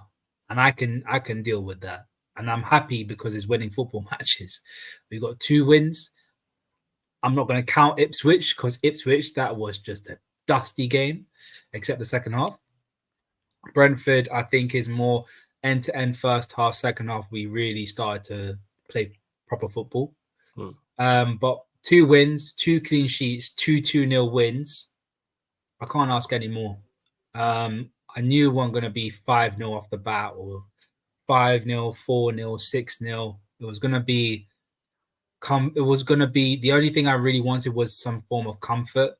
I think I got that with that Brentford game when we got that second goal. We're like, yeah, game's done. We can just see it out now, or we can get some extra goals. Ipswich, a little bit of that in the second half. But yeah, I've been impressed by what I've seen so far. Hopefully it can get better throughout the season. With some new signings as well, it will help. But I'm impressed. And I'm looking forward to see what we can do the next couple of games and next couple of weeks and months. That's fair enough. That's fair enough. Again, the big up everyone locked in. We just hit 50 likes. Run up the likes. Make sure you subscribe to both G and Ram's channels as well. Links are in the title, people. Links are in the title for G's channel, Ram's channel. So click the links, opens up new tabs, and you can subscribe to their channels. Yeah, go on, Ram. So he's gonna say. I was gonna say one thing I wasn't impressed by was the fact that the guy showed enough to be backed properly. Where he's like, I don't think Slot was the kind of person who was like, I don't want to. If I didn't get Zubamendi, I won't get anyone else. I'm like, I'm thinking he's probably the guy that's like, I need a DM, I need a centre back, and I need a forward. So he's got his forward, which is Kieza. DM, a centre back, a forward. Is that what you think was needed? Do you think Liverpool do any more business, or you think that's it? Bro, we only got about nearly 8 p.m. You know, it's nearly 8 p.m. No, Arsenal, Chelsea, Manchester United, all out here working on deals. You like, man, bro, it took us 2 months to sign our first players. Yeah. Do you think it's got it in a space of 4 hours? We're gonna sign another player. Squad himself. He had to assess the squad himself. See what flawless. I don't want to hear that phrase again in my life of lives. If I hear another manager, look, don't get twisted. At first, when he came in, I was getting on to him, and I was thinking, brother, what do you mean you're out here trying to, bro? I can tell you, and surely your data team, and I'm not just saying it. I'm not even trying to look at this purely from a fan perspective. I'm delving into my scouting archives, and I'm telling you, brother, I promise you, you're gonna need a DM. I didn't know what DM you needed. I didn't know that was the only thing I could say. But I'm telling you, you need a DM, and you're telling me you don't need data analysts, bruv. We're Liverpool. Yeah. Everyone knows we need a DM. Every brother, and it looks mad as well. Sorry to cut you like that, Bram, but like it just looks mad. Fine. Yeah, just to finish. It looks mad when you try to get the DM and then you don't get him, which is fine because everyone gets rejected, no problem. But then you spin it in terms of, nah, it's calm, bro. We got the players here. You got the players here, brother. You just got shagged by that guy. That's like getting shagged in Carnival, but then walking away and saying, nah, don't watch that, man. I'm good anyway. I'm good. What do you mean you're good, bro? I just saw you get shagged 2 seconds ago. You're not good. I promise you, you're not good. I promise you, you're not good. But you can show face if you want to show face, and that was the annoying thing about this whole. That I know you'll hear it anyway in the next 4 hours. Liverpool fans are gonna start talking about their transfer window and stuff like that. But other than that, the transfer window has been shit. Like for Liverpool, it's actually been shit. Been so shit. We signed 1 player two players. One of them don't even play for us. Imagine that. Imagine that we signed 2 players. Half of the amount of signings that we made don't even play for us. Come on, man. We needed 3 players. Imagine half as if we got like 10. These are just the 2 that we signed. Can you imagine? You know. I think why I think it's more irritating for me anyway is that your act like obviously look, if there's no one out there within your budget and remit, then clearly your budget is tiny. But fairs, all right, cool. You're telling me as if Liverpool have just come off. I said it the other day, as if we just come off winning the treble, and this is our 3rd time winning the treble in a row. So you're like, you know what? We don't need to add anybody. Like, we'll just be doing it just to take the piss. Bro, are you serious? Like, this is a team who finished 3rd last season. I don't care how many points, but you finished 3rd behind Arsenal, Manchester City. You got slapped in the Europa League. You got knocked out of the Europa League by the FA Cup by Manchester United. And you ended up winning the Carabao Cup with a bunch of fucking kids. Like, that just shows you how shit Chelsea are. Like, come on, guys, bro. Like, there can't be a situation or scenario where you looked at it and said, nah, we're good. We'd rather just wait. You'd rather just wait. Wait for what? I don't even, like, now I'm expecting you man, to go and sign Rodri in the summer or something. Because the reality is, who are you waiting for? Realistically, who was you actually waiting for? What, to get Zubimendi later? I don't want Zubimendi later no more. How about that? I don't want him no more. Like, you don't want him no more. You're not with it. You're not with it. You're like, nah, forget about that. Now, once these months of players, we can't let a chick reject you like that on road and be like, oh, when she comes back around, you don't wear like that, bro. Now you're right. Once a unless guy she's fire, you, unless she's fired or like. Nah, bro. No, bro. Yeah. Once they said no, bro, that's it. You move on. Nah, you know what? Yeah, you find another one, but it does depend on how far she is if she comes back. Yeah, because in Carnival, you see 1, 2 cheeks, it might be a whole different ball game, bro. Like your whole perception might just change. So you know what I'm saying? Once they say hey, big no, up to bro. those I saw in Carnival, by the way. Big up. Nah, bro. That G. Once they say no, bro, I keep it moving. Keep it moving, man. I was there Monday still. Oh, was you there Monday? Big up, man. I would have known. I would have tried to link up with you because obviously I was there. Bro, Monday, I was telling because I would see. I should have sent a message, but bro, I started drinking from like 10. Yeah, but when you start drinking earlier, it's a wrap. It's a wrap. Yeah. As in, even Roms, big up Roms, because I was even supposed to message Roms to say, "Yo, I'm here," and I think I started with "Yo." And it didn't get to the rest of it. I didn't press the message. Yo, 100%. I hear that. Where was we at? Oh yeah, about Liverpool's lack of transfer activity. So we moved past. You didn't need to put the emphasis on the lack. You could have just said Liverpool's lack of. Yeah, lack of transfer. I know, but the emphasis on the word lack was quite phenomenal. Yo, I'm just here, yo. I'm just saying. You're a troll, bro. That's the troll. You calling me a troll? How am I a troll? Why am I a troll for stating facts? This happens a lot. I state certain. It's not that you didn't state the fact. It's just the emphasis that you're putting on some of the words. It's almost like it was in capital letters. I didn't like it. Yeah, man. Yeah, I'm clear. I'm precise. Underlined. Clear and precise. So you want to know it catches your eye. If you see something on a poster and it's bold, italic, underlined, it's going to catch your eye more, correct? Yeah, but you didn't need to do it for that, though. No, I did need to do it for that to get us back to where we was at. The people that may have got lost in the We weren't even on that. We were talking about moving on, bro. Yeah, we moving on. All right, where do you want to move on to, Ram? The floor is yours, my friend. The floor is yours, my friend. It's your show, though. Where do you want to move on? Where do you want to move? Oh, now it's my show. You know what I'm saying? But when I'm stating fair things, it's a problem. Joke, but that being said, Oddstein Bumber, is this the Bumber? Big up Warrior J. Arsenal in talks with Chelsea to sign Raheem Sterling before transfer window closes. Arsenal not actively working on move for 29-year-old Chelsea attacker. If deal is struck, personal terms would still need to be agreed. No issues expected, and that is from Ornstein and the Athletic as well. You see with that, yeah. I'm wondering, yeah, like where would Arsenal even play this guy? Because obviously you got Trossard on the left. I feel like Raheem Sterling is better off the left. Yeah. Unless he sees him as this Kieza, he can play right wing too. Like, you know what I'm saying? Like, unless it's gonna be one of those, like, then fair. If you're onto the fans, bro. You've been reading too much Twitter, bro. Bro, because I know I should really stay off. But yeah, but on a level though, I am wondering, like, is he like? Yeah, like where does this brother play? I think it's just a squad. I think it's a squad depth. That's why I think they look at him, because their attack is not good. Like you spoke about your left wingers. Trossard's better off the bench, even though I rate him. Martinelli is Martinelli. There isn't two. If you're Sterling, you're looking at it the same way Kieza is looking at Liverpool. I can come in and take that spot.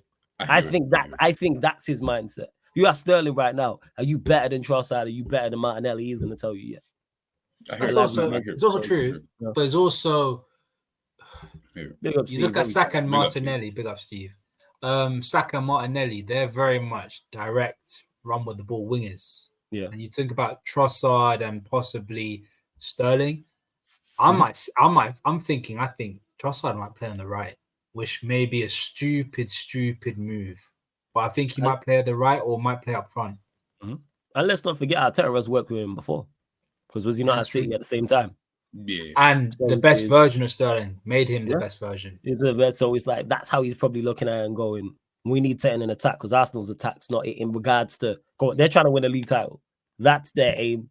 They need to bolster their attack. Do they need a centre forward? Yes, but they also need another winger. Is Sterling the answer? No, I don't think it is. It reeks of desperation to me. It reeks of desperation. What happened to Gyökeres? Yeah, they were never going to spend the money on Gyökeres. Never. That big money. Because how much was the reported fee that his team wanted? How much did they want for Gyökeres? It was only 50, 60. No.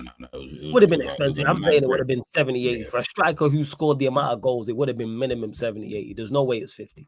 And you know with people like this, like you gotta be easy. Like do I really want him now? And he's only had that one season where he bagged like I don't know. Yeah, it's sport. We know what Portuguese sides are like. They don't sell nobody cheap. That's their model. Nunes. Whether it's Sporting, whether it's Benfica, whether it's Porto, if they have a player that other European clubs are looking at, they selling them for big. They don't sell, especially their attackers. I tell you what, though, Gyökeres, he's got 6 goals in 3 games already. Jeez. No. Listen, look, bro. Like, as in, I see it as well, and I was like, okay, you carried on. But this is what I'm saying though is that because you're in that league over there, I just looked at it and just thought, listen, I've already been burned with Nunes. So if you want to go out there and sign another striker from that country, you go and do that. I'll wait until he's had 2 seasons. Do your thing, and then you can make the big money move. And then, because I guarantee now, he leaves in January or he will leave next season. Guaranteed. If he carries on scoring, in the way that the way that he is. Would you go out and get Santiago Jimenez? If not you're now, Arsenal, because we got Arsenal. I know it's Liverpool United, but That's cool. We could dunk on Arsenal. I don't even know what the level is, but if he's a half decent player, yes, because they are. Because I think he's been linked with Nottingham Forest, and he himself was like, "I'm better than Nottingham Forest." Numbers right now. I'm just having a look here. So we got 23 last season, 15 the season before, and now he's 2 and 3 this season. So he's put up good numbers in his previous 2 seasons. He's on them Giroud numbers and that. Yeah. So yeah, with Arsenal, they desperately need. He's probably better than Havertz. So yeah, because Havertz ain't it. As much as people want to lie to you and make you believe, if you are trying to win a league title, he is heavily one-footed though. Who? Kai Havertz? Yeah, I know. No, not Havertz. Jimenez. So he's just like Kai Havertz. But he's your type of player, G. He's your type of player. He's left-footed. Hey, not every left foot I like, Some left footers have got, what I'm saying, certain finesse when they do certain. Yeah, I've had a Kai Havertz. He's left-footed. Yeah, no, Kai Havertz weird, man. It's weird, I don't really get him. Like, 1 week he looks like, what it is? He looks like a brother who shouldn't be that good at football, but then he'll play a game and you're like, oh, he played all right. Like, and I'm like, you don't look like someone who should be that good. I'll be honest.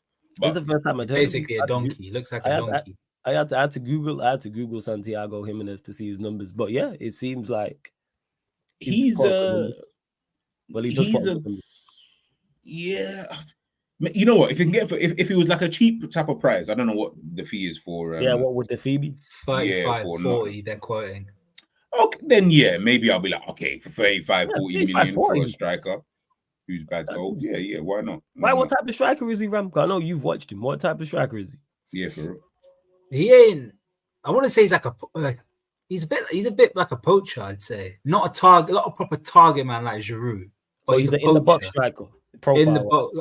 I wouldn't say like Fox in the box, but like he's like he gets in the box and he's good at scoring. He's got a good conversion rate. I think it's about 30-something% conversion rate, but he's heavily one-footed, which I'm never really fond of a striker. Why? Just because he's left-footed?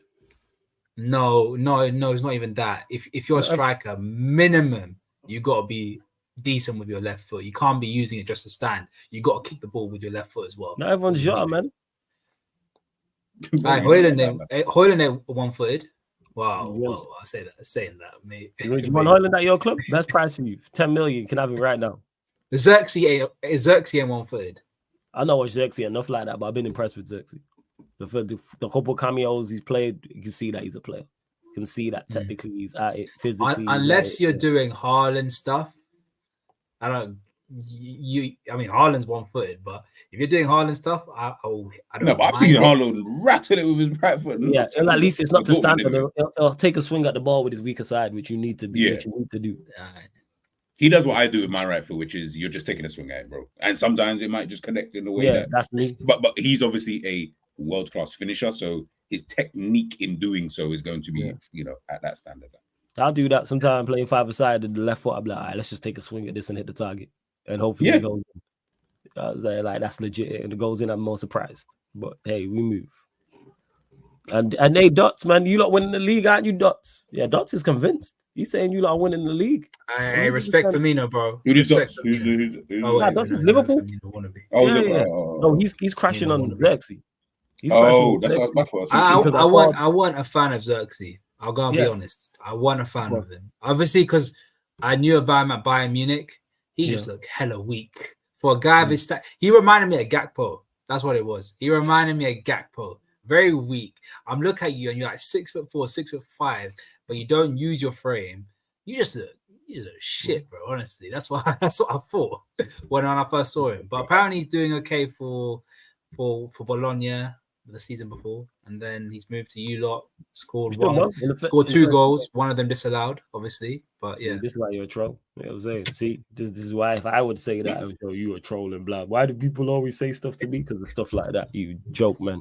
And but as he said, it's just factual evidence, isn't that right? That he didn't score 2 goals, because it was ruled out for offside. So technically, no, it was 1 goal. Sorry.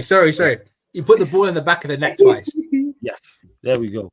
You put the ball in the back of the net twice. So unfortunate. Move on to how the Reds have got no DM, but will still win the league. Dots has been saying this actually. He is convinced that you lot are winning the league. I don't think Ram and G share those sentiments though. I'm not gonna lie. If we win the league without a DM, then everyone else is shit. Scrap the league. I said scrap the league, man. Scrap the league. If you lot win the league with no DM, you gotta scrap the entire league. Like it's a wrap for real. Bro, real talk. You got to asking some serious. Certain managers have to just get sacked just for the sake of it, bro. By the way, we've only got 3 centre backs at the club. Who? You got Van Dijk, Kanate. Fullback. Okay, so Van Dijk, Kanate, Kwanzaa. You not got anyone else? Oh yeah, you let what's his name go? Vandenberg. That's it. He's left. He wants. To be fair, he wants to play games. That's fair. You not got another youngster there. I'm sure he'll promote. We saw Cometio, so yeah, he'll promote somebody, and you got Joe Gomez who can do a job there. I want him at fullback. About Joe Gomez, Yeah, Joe Gomez can do a job there. So that's you. You don't got 3, you got 4 centre backs. Yeah, Warrior J, they got Joe Gomez. I think you got Robertson, if Liverpool are going to win the league, we're going to need serious help, bro. Serious help. I just said you're going to need serious help. Nah, but I mean serious help in the sense of like.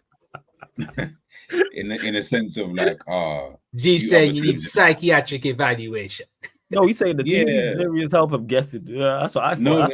Not even Liverpool's team, as in like the league. Like you man must have just stunk at some point where it just allowed Liverpool to just go like that. It's crazy. It's just that it will be more of an L for Arsenal than City, because City would be like, we want 4. I don't care. But Arsenal will be like, yo, that is bad. After signing Marino, Calafiori, looking to sign Raheem Sterling. Raheem the dream to Arsenal, man. I'm with it, man. That Raheem. The fact that they're not buying a striker though is so weird, bro. It's not weird. You know why? Because Arteta rates Havertz highly. That's why. And that's why you don't. Okay. You know what's mad, yeah? You can rate that. You can rate him highly. You can do that. That's fine. That's your business, yeah.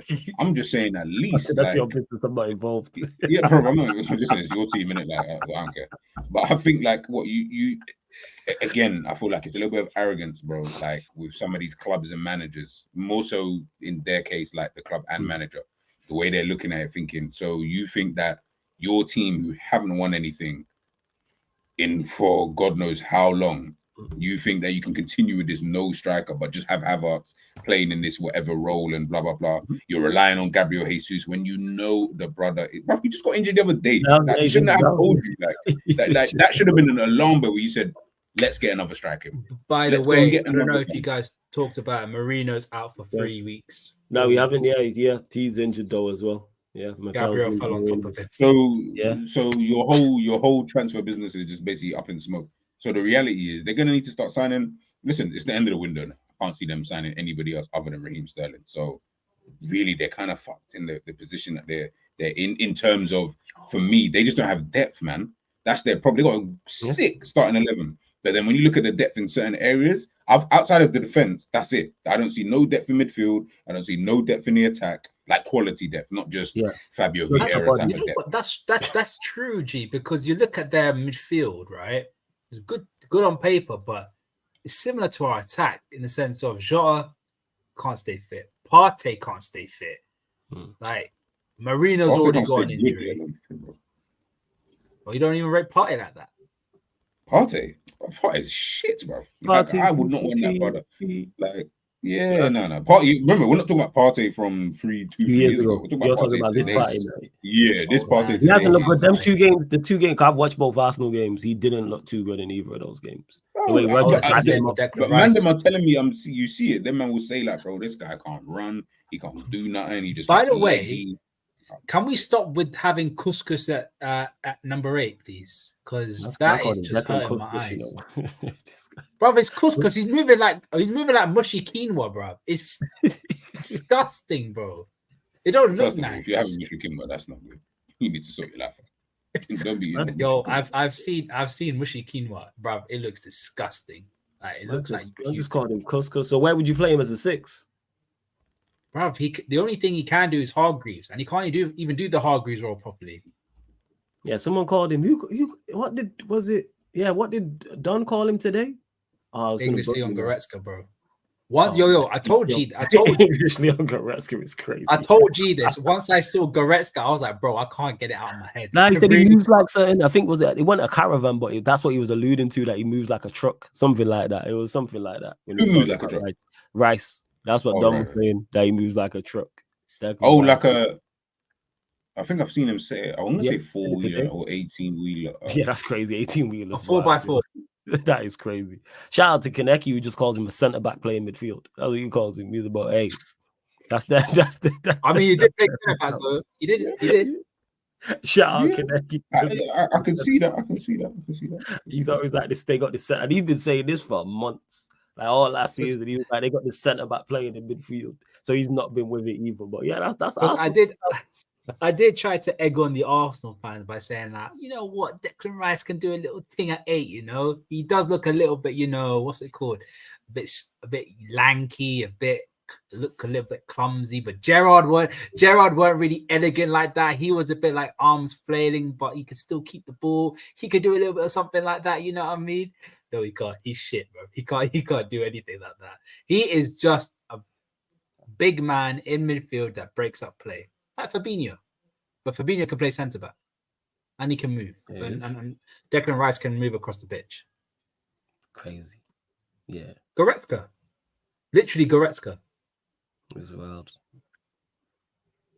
Bro, I see Goretzka the other day. This brother look like he's going to start looking like he's got my hair soon, bro, which is none.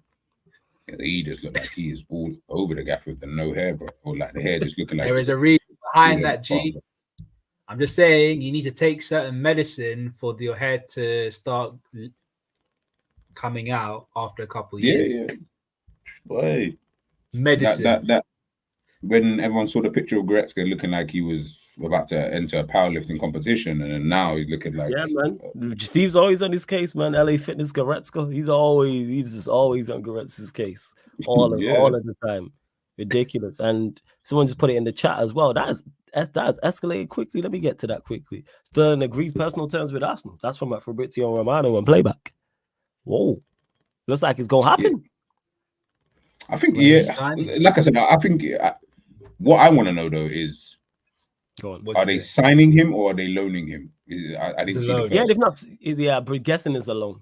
So if it's a loan, I wonder who's paying the majority of these wages. Yeah. I know that will be. Let us know in the chat. You lot keep us posted, like I said. I tell you Don's what, not though. having it. He says Arsenal are becoming that new save a whole club. Crazy. And he's an Arsenal fan saying that he is not with it. Fact.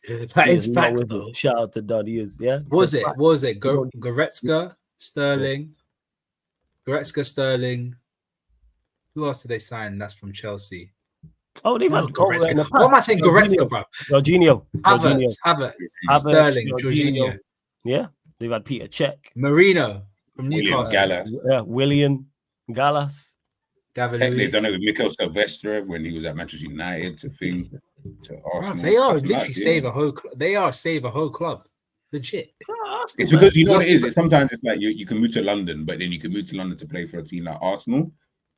More time, you'll just think, yeah, I'll just run it. Like, why not? Like, Yo, Arsenal, so you're basically saying Arsenal and Man City back in the day. Nah, because Man City were getting the best players. Remember, they were getting Adebayors, Gael Clichy's, and Nasri. No, I'm talking about Peter Schmeichel back in the day. Oh, like that type of boy. Yeah, listen, that's crazy. That's mad. That's mad. That is. So it seems that it's going to be he's on his way. Facts, we don't need Sterling. This is why Eddie's a wanker. We are turning into Liverpool. We need a specific player and we get another defender. Don is not happy whatsoever about this. Get my club out of your mouth, bro. Why you have to mention Liverpool? Hold that. Yeah, you know what, Ram? Hold that, man. Hold that. I'm glad he said that. I am. And Stevie says, flawless wife of fellow Jamaican wins Arsenal the league. I'd be over the moon for Sterling if you did 100%. For Sterling, obviously, I don't want to see Arsenal not win the league, but it's like, yeah, for Sterling, 100%. But who's won that? A Jamaican that's won the Premier League. What's his name? He played for Leicester. Was Jamaican. Centre back. That's the one. Morgan? Yeah, where's Morgan? I was saying. So yeah, you see them. Like I've seen the Jamaican. Bro, you lot acting like Sterling ain't won bare Premier Leagues before. Yeah, so I don't even see him win another one. Like another one. He's had a stellar career in terms of like. Bro. Is how many? I think he's like the top 10 goal scorer in the Premier League in history. I think he's in like the top 10, top 15, like goals overall. He's like 130 odd goals. I think he scored. Crazy. The disrespect on his name is like the way people talk about him. Is that he's the only player who benefits from the system.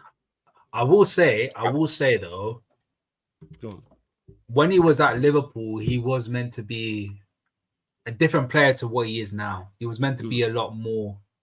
Because he was like technically very refined at Liverpool. Because I remember him taking long shots, 19th, crazy stuff. 19th, yeah, 19th. Think of that for a winger. I bet all the players in front of him are probably centre forwards for the vast majority. Well, let's just put you this way: you're definitely right. Because in front of him, Anelka, Robbie Keane, Hasselbank, Vardy, Van Persie, Sheringham, Ferdinand, Michael Owen, Mo Salah, and then obviously top 10 is like all the Don Dadders: Defoe, Fowler, Henry, Lampard, Aguero. Cole, 119.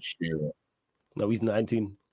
He's 19. He's 19. Okay. He's got 123 goals. And look at the names in front of him. Outside of Salah, they are all legit strikers. They are all centre forwards. And all, like you mentioned there, bad boy centre forwards. There ain't no scrubs in there. And it's like the way people talk about him is like he is a scrub. It's crazy. You know what's mad? Yeah, I'm looking at this thing here. That's how I know the Premier League quality is shit, bro. Because I'm looking at some of these guys here, and like Robbie Keane, who else in there? But then, they played in the league for God knows how long. No. But what I'm trying to say, but you still got score goals. What I'm trying to say though is that look at all of those kind of names. Yes, I know they play for time, fair enough. But when I'm looking at some, and even the ones past the Raheem, remember he's 19. Dwight York is on the same goals as him as well. Like you've got Bear, and it's only after number 20 do we start getting more recent players, so to speak, like Sun-Min Son, Lukaku, and all that kind of stuff, right? But I'm looking at some of these names thinking they didn't all play for top clubs, though. I'm trying to say, like, they didn't all play for like the top you clubs. Could argue Jimmy that Floyd, for La Hasselbank, Liga. like. You could argue that for La Liga. Yeah, again, but that's what I'm saying. Like back in the day, I just feel like you just had like now, for example, we're talking about Arsenal, right? And we're talking about in terms of strikers and red. Links in the chat, Ryan. You lot didn't kick him out again, did you?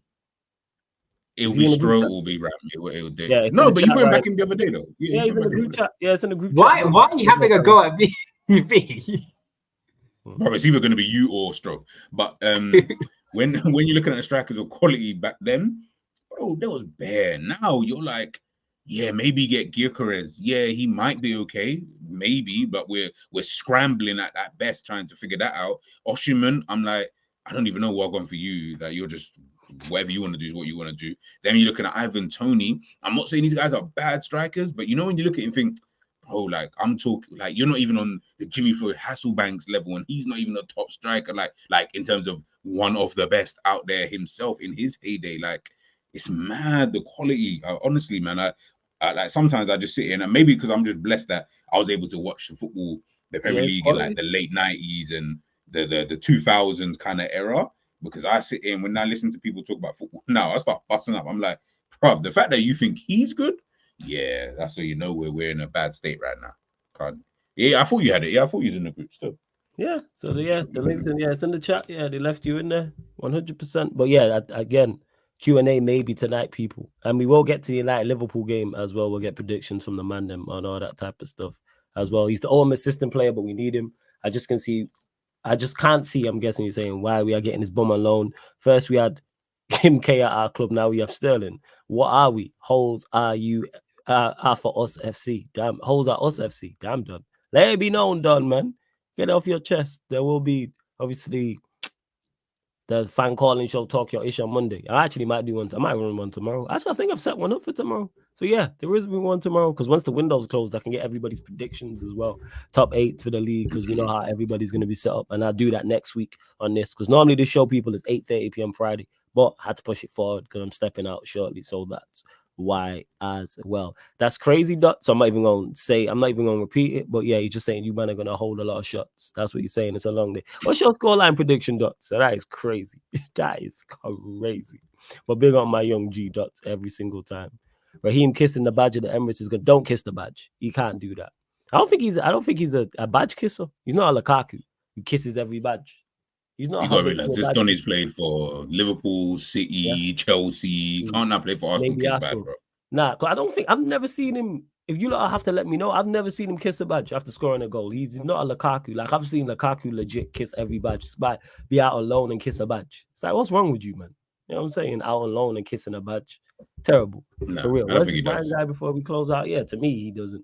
Run up the likes, though. We're only at 59 people. One more. Get us to 60 likes. Hit the subscribe button. Subscribe to the man them as well. Doctor saying 5-0. All right, Fez.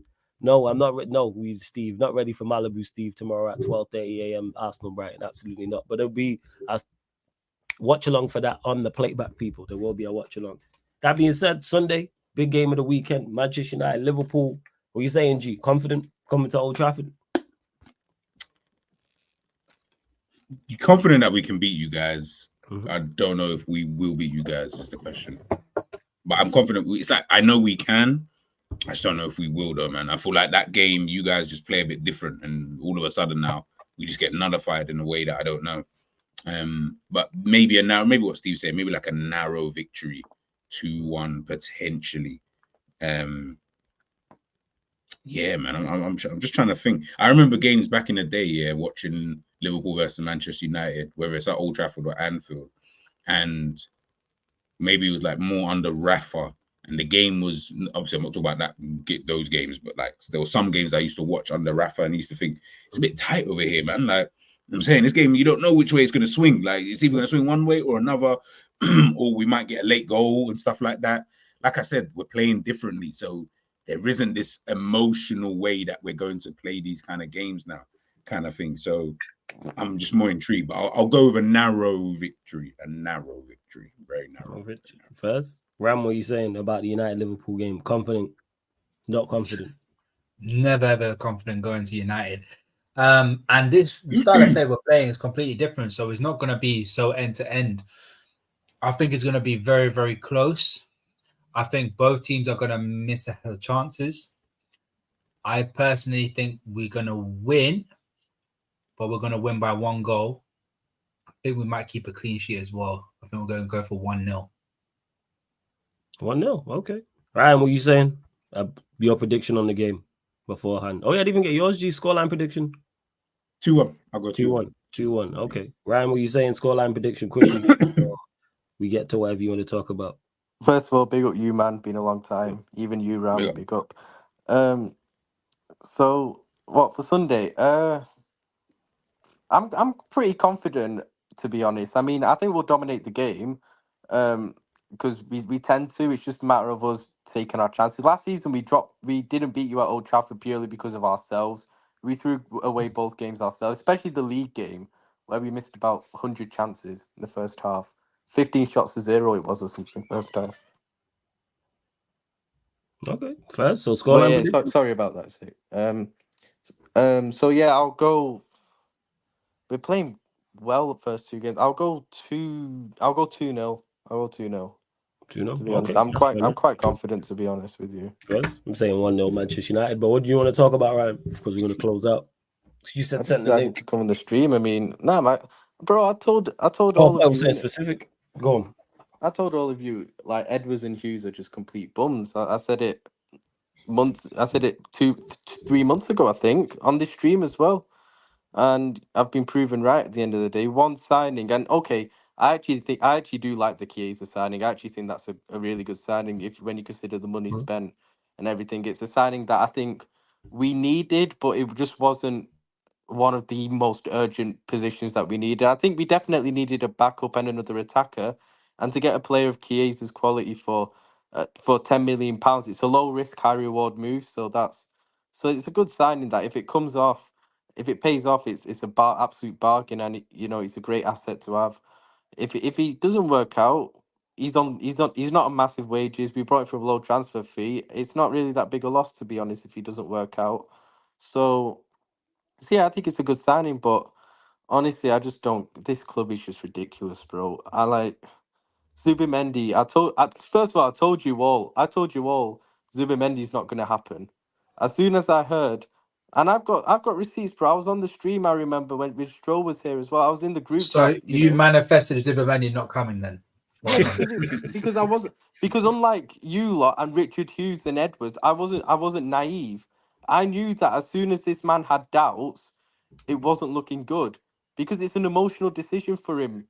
We know how loyal these players are from the Basque region. That's why he rejected Bayern Munich, he rejected Arsenal, bro. Remember, he's at Sociedad. No disrespect to Sociedad, but come on, bro. Any of those clubs is a massive step up from them at the end of the day. And bro, like I said, as the worst thing, what reason why Liverpool screwed this deal up is because they took too long and they didn't activate the release clause. Liverpool were way too naive over this deal. That's why I say they were over Zubimendi. The hardest thing to get from Zubimendi was a yes. That's literally the hardest thing to get from him is a yes to come to your club, and we managed to do that. He said yes to us.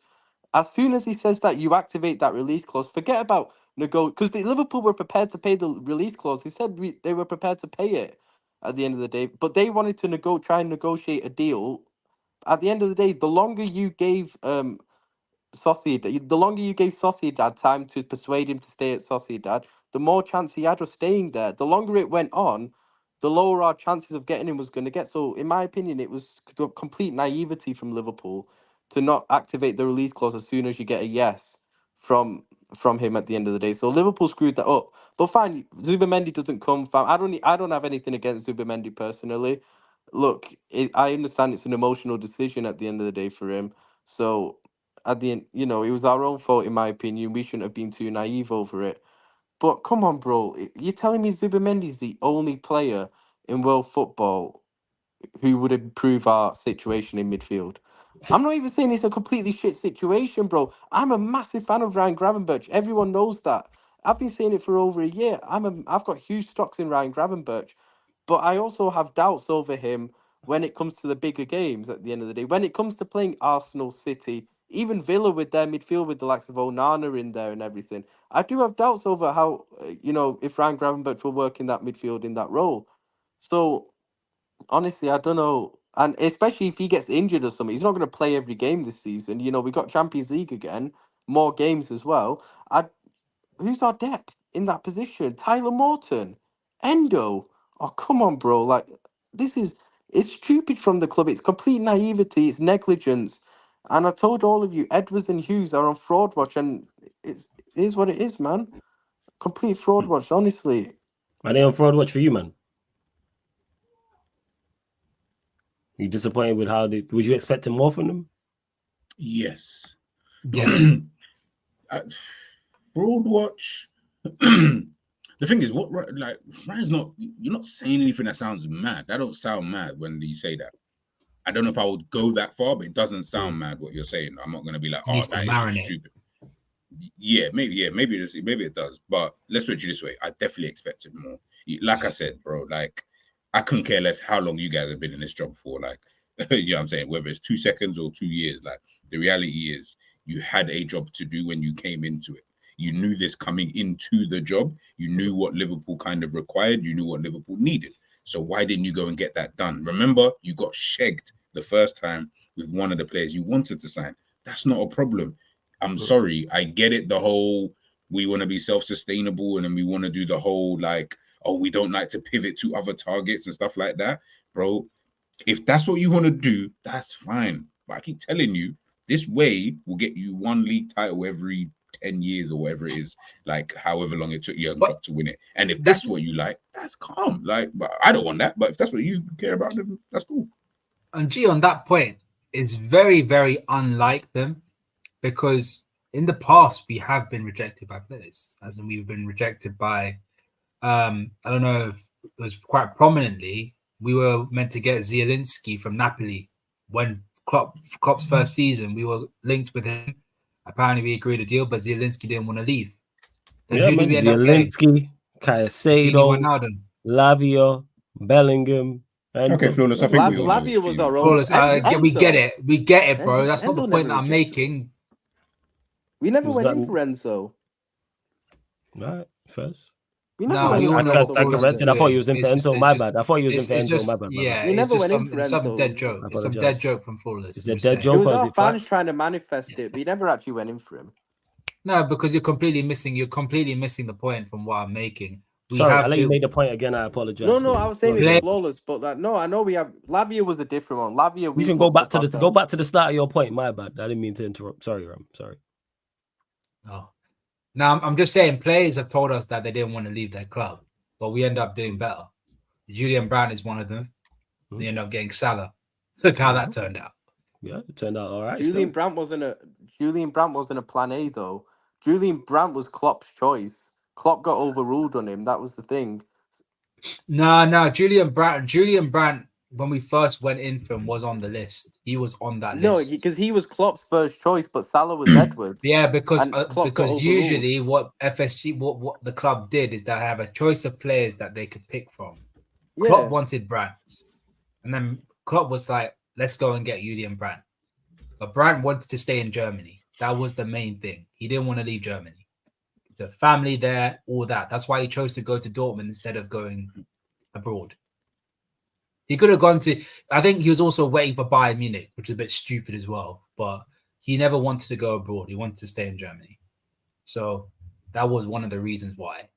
But also, it's not even that. Zielinski is a prominent one. We end up getting Gini Wijnaldum. Look how that turned out. Like, we've been shagged before, and we've done better with our so-called second choice. You don't need to start going for your second choice first. By the way, Timo Werner. Does anyone remember Timo Werner? Yeah, you got linked to Werner, yeah. And who did we get instead? Diogo Jota. Yeah, that's terrible. Even I could have spotted that one. If you just watch Werner for a little bit. That's crazy. Clearly, you don't need to start going for your second choice then. It's a pattern. It's not an accident. It's a bit difficult. I mean, Manu Kone apparently was a better link to a Premier League club. Roma, hasn't he? Yeah, he's got Roma. But again, that in that MCL, something's done something to him. He looks the shell of a player that he was before. Yeah, he's not the same. First? No. I think that's pretty much everything. Let us know in the chat if we missed anything United or Liverpool related. This show will be back normal time next week, which is 8:30 p.m. So pretty much the time now is the time the show will start on a weekly basis. People, playlist for it on the channel, Manchester United Liverpool show as well. What do you think of Sterling to Arsenal? Still into Arsenal. Yeah, terrible move. Yeah, I don't get it. I don't. Terrible move in regards to he'd be a good squad player for them, but they should have done. It's a good squad player, but they don't need squad players. They need out and out first teamers. That's the problem. I agree. They need if it was Gyökeres, I would have been scared as hell. Do you reckon Gyökeres would have been good for them? Yeah. They are just literally, to me, a central midfielder and a striker away from being a serious outfit. When You I say reckon that, No, I Gordon think would I have think been a Mikel signing Merino's for good for them. yeah, Gordon would have been. I think. But I don't think he's a needle mover in terms of winning the league. No, I But I agree think with he's- that. I agree with No, that. but he's one of them. He's one of them steady eddies that would like Darren No, Fletcher. but this Marino signing, You know? I've said this the other day, right? He'd be To me, basically, right? basically the Spanish Declan Rice. So he's Paello. Literally, but it helps Erdegaard. It frees him up. No, but if You you know what I look mean? at it, for me, He's basically it's- Darren Fletcher. No, but Yeah. to me, I'm not Go sure on, if you guys go agree, on. but if you have a midfield of, you look at the midfield that balled out for Arsenal second half of last season, Jorginho, Rice, Odegaard, to me, is Rice, Marino, Odegaard better than that midfield? For me, no, it isn't. I don't think it is, personally. I think it can be. Rice in the six, collecting the ball from centre back. Nah, allow it, honestly, nah. Yeah, you know what my Rice, thoughts Rice, are. Rice is the deep Bro, line. That's just Rice flawless, you know in this. 8 is also crap. I'm not saying Yeah. He's that. better. No, Rice is better as an 8 than he is a 6. No, it's not. It's couscous, bruv. It's mushy quinoa. Can No, we not he's do he's this? overrated. I'm not denying that, but at the same time, if I was Arsenal, I'd rather have Rice. For me, does less harm as an 8 than a 6. Ryan, it hurts my eyes seeing him in an 8, bro. It Honestly, hurts know, me it right my seeing eyes. him in the 6. I just like seeing him in Arsenal's midfield. I think it's a beautiful thing. I think you lot both hate Bro, him, to be honest. he was Yeah, he was awful against Villa the other day. yeah, it is. Yeah. Morgan Rogers was tearing. Oh him yeah, a new Rogers one. was on smoke. Yeah, Oh, Rogers he was was on smoke. quality. Rogers was on smoke. Flawless, you know this and I know this, but that Muppet Edu don't know this. That's what I'm saying. Like Arsenal are legit 2 players. I think if you sign a certified central midfielder and a certified striker, Arsenal can win the league. It's But they're crazy short because the those 2 gap areas. between City and Arsenal has actually gotten bigger than last season, and City still won the league. Yeah, like that's Because it. Gundogan Like and a left Savio, winger is like, needed, but yeah, City a are left- way better than last season. they do need a left winger. So to answer your question, yeah, right, and yeah, Gordon would. I think a Gordon definitely would work for them, but he's still not enough. I Yeah, say this I all the don't time. know. When it comes to winning leagues, your spine is important, and their central midfield is not good enough. When you Yeah, I look at, agree. I don't say know it about before I that, say it again. Flawless. What Gordon? You don't think Gordon works out for them? He Why not? reminds me too much of Martinelli. Don't you think he's a better No, version of Martinelli? he's better than Martinelli. Nah. still. Nah, I don't think think he's they better than need someone a little bit more dynamic. If they're not dynamic, then they have to have amazing movement in the box. I Neither of think them in do their that. system, I think in their system he do fine. I think he. I get think goals he and do assists. really good. Yeah. But he's not enough by himself. It's I can say this smile. Yeah. Like when you look at teams, I said it all last season. I said it all season before when it came to Arsenal. People are like, why do you think Arsenal come in the league? Look at all the teams that have won the Premier League title. Every team from Manchester United, Liverpool, Arsenal, Chelsea, the list goes on. They've all had one at least central midfielder that we go, yes, he is world class. He is one of the best in the Premier League ever, or like the last decade. Odegaard. He's one of the best. Odegaard's not that. You Odegaard won't ain't that. class him as what you won't class. You won't If we- think he alright, has so- the potential to. No, I don't think he's. I rate him highly, but is he of that level? No. If we do from 2024 to 2014 Premier League, we do all the last decade, and we do a Premier League team. Odegaard doesn't even make the conversation. No, it's true. He's got. No, he does. Yeah, no, He doesn't make the yeah. conversation. Nah, he don't get on the list. What from What, when? For From Liverpool, 20 for from Liverpool 20 no, 1920. if we do a Premier League, so from 2014 to 2024, and we sit down like they do on TV, and we have pictures of all the players. Oh, like and combined. Yeah, combined. I'm talking about. And we do a combined. Yeah, yeah. and we do a combined 11. Odegaard's not even making the conversation. Oh, That's I the thought you point I'm meant making. like in any midfield that won the No, league, no. he doesn't start. No, That's I'm big. not saying that. No. Because you can Okay. do that. What I'm saying is they all had a certified central midfielder that we look at and go, apart from Blackburn, who had Sherwood, and I can't remember who the other one is. And that's back before most people here were watching were born. I was a kid them time. 2024. Like look at every team. Every team put prime Fabinho in this Arsenal squad and it transforms them. The Fabinho you lot had. Put prime Fabinho Well, when he next had to- legs, Look at it yeah. different. Yes. When you lot won the league, to take that Fabinho and put him in the Arsenal side, how much different does that make them? Level. What about that Man City side in 2014? Who was I'm the trying to think, midfield? Yeah, was it Yaya Toure? Fernandinho, that was literally Nah, Yaya yeah, Toure Toure. carrying that Yaya midfield. There we Toure. go. That was So you're proving my point. Every single team has had at least one that you go, oh, he is him. Every single one, apart from Blackburn Rovers. And will a team do it and be an exception to the rule? Yes, but it's not going to happen. And that's why Arsenal won't win the league. even Midfield is one of- 2019-20 Liverpool. Fabinho. Fabinho. Oh, you said Fabinho. Yeah, I said Fabinho's a baller. If we do Even a 20, Leicester if at we Kante. exactly, you prove it. See the point I make. Hear how we're talking. We're Fabinho's, Kante's. Now put Rice and Moreno next to them, man. It don't mix. Them man are nowhere near them. They're not, and people don't like when I talk about it because the United fan. They're nowhere near them. No, Rice is nowhere near that Fabinho. What did I Rice say? is nowhere near Kante. No, and that doesn't mean they're not good players because I rate Odegaard. And he impressed me last season in particular when Arsenal were in tougher games. He was one of their better players in the Champions League in particular. But is he of that level? No. Rice, I think, is a good player. Is he of that? You don't get nowhere near them, man. Would you have classed Cazorla as that? Even Cazorla? Nah, because what did he win? I would even put Cazorla there. And Cazorla's a bad boy. Don't get misunderstood. But he's more because he played out wide. David Silva. That's the point I'm making. Ain't a David Silva. This is the point that I'm making. And people don't like it. You say, oh, why are you being so critical? You need one. Like, you can get away in other areas. Your goalkeeper may not be the best. Your center. Do you think we have the potential of having one? No. You need a central. You need a Fabinho type midfielder, like in regards to a bad boy central midfielder. No, as in one of the players that we've got already. Do you think they have the potential of being? I'm that guy. No. What in midfield? No, not at the moment. No, but I think alongside the correct, I think they're if you put a certified central midfielder, they're good complementary pieces around him. The likes of a McAllister, for example, I think he's good enough. I think he can play. He can be that guy. No, not that guy. He can be the complementary piece. Oh, okay.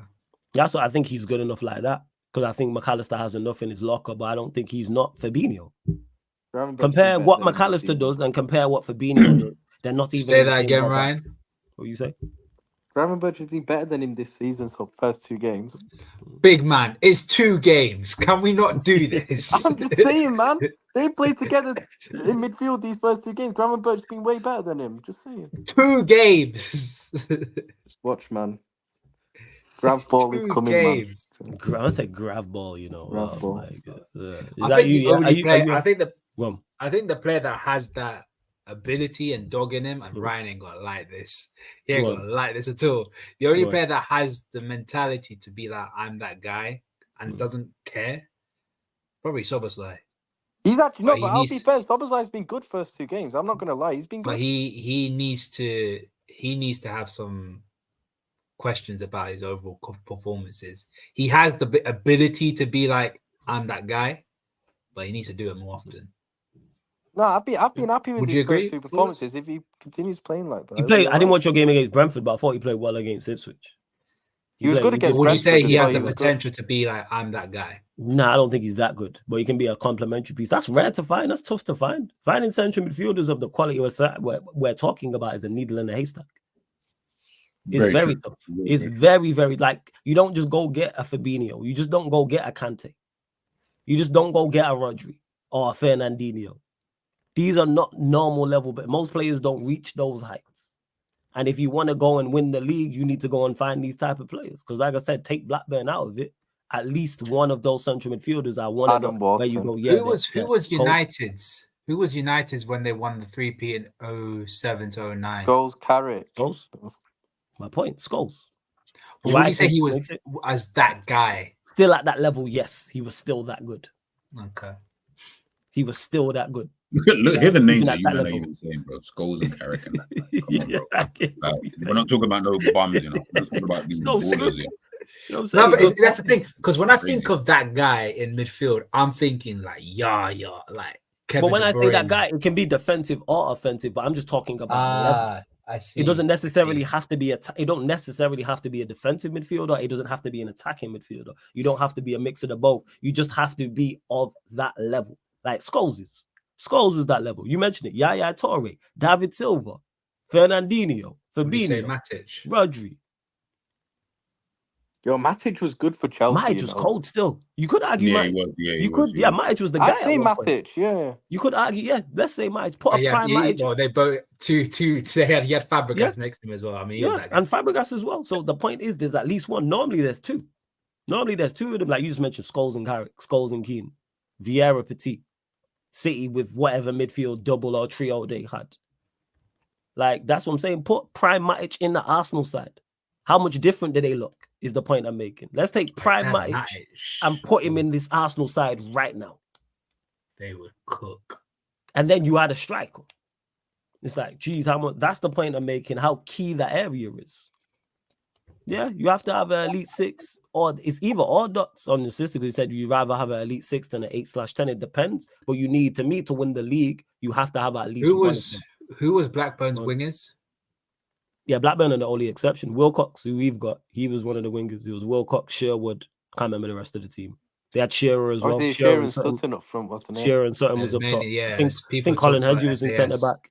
And I say that's the only exception to the rule is Blackburn. I can't remember who their midfielder was alongside Sherwood. I can't remember who their main guy was. That's because I barely remember that. Still disappointed, but barely remember that as a kid. You want to forget it now?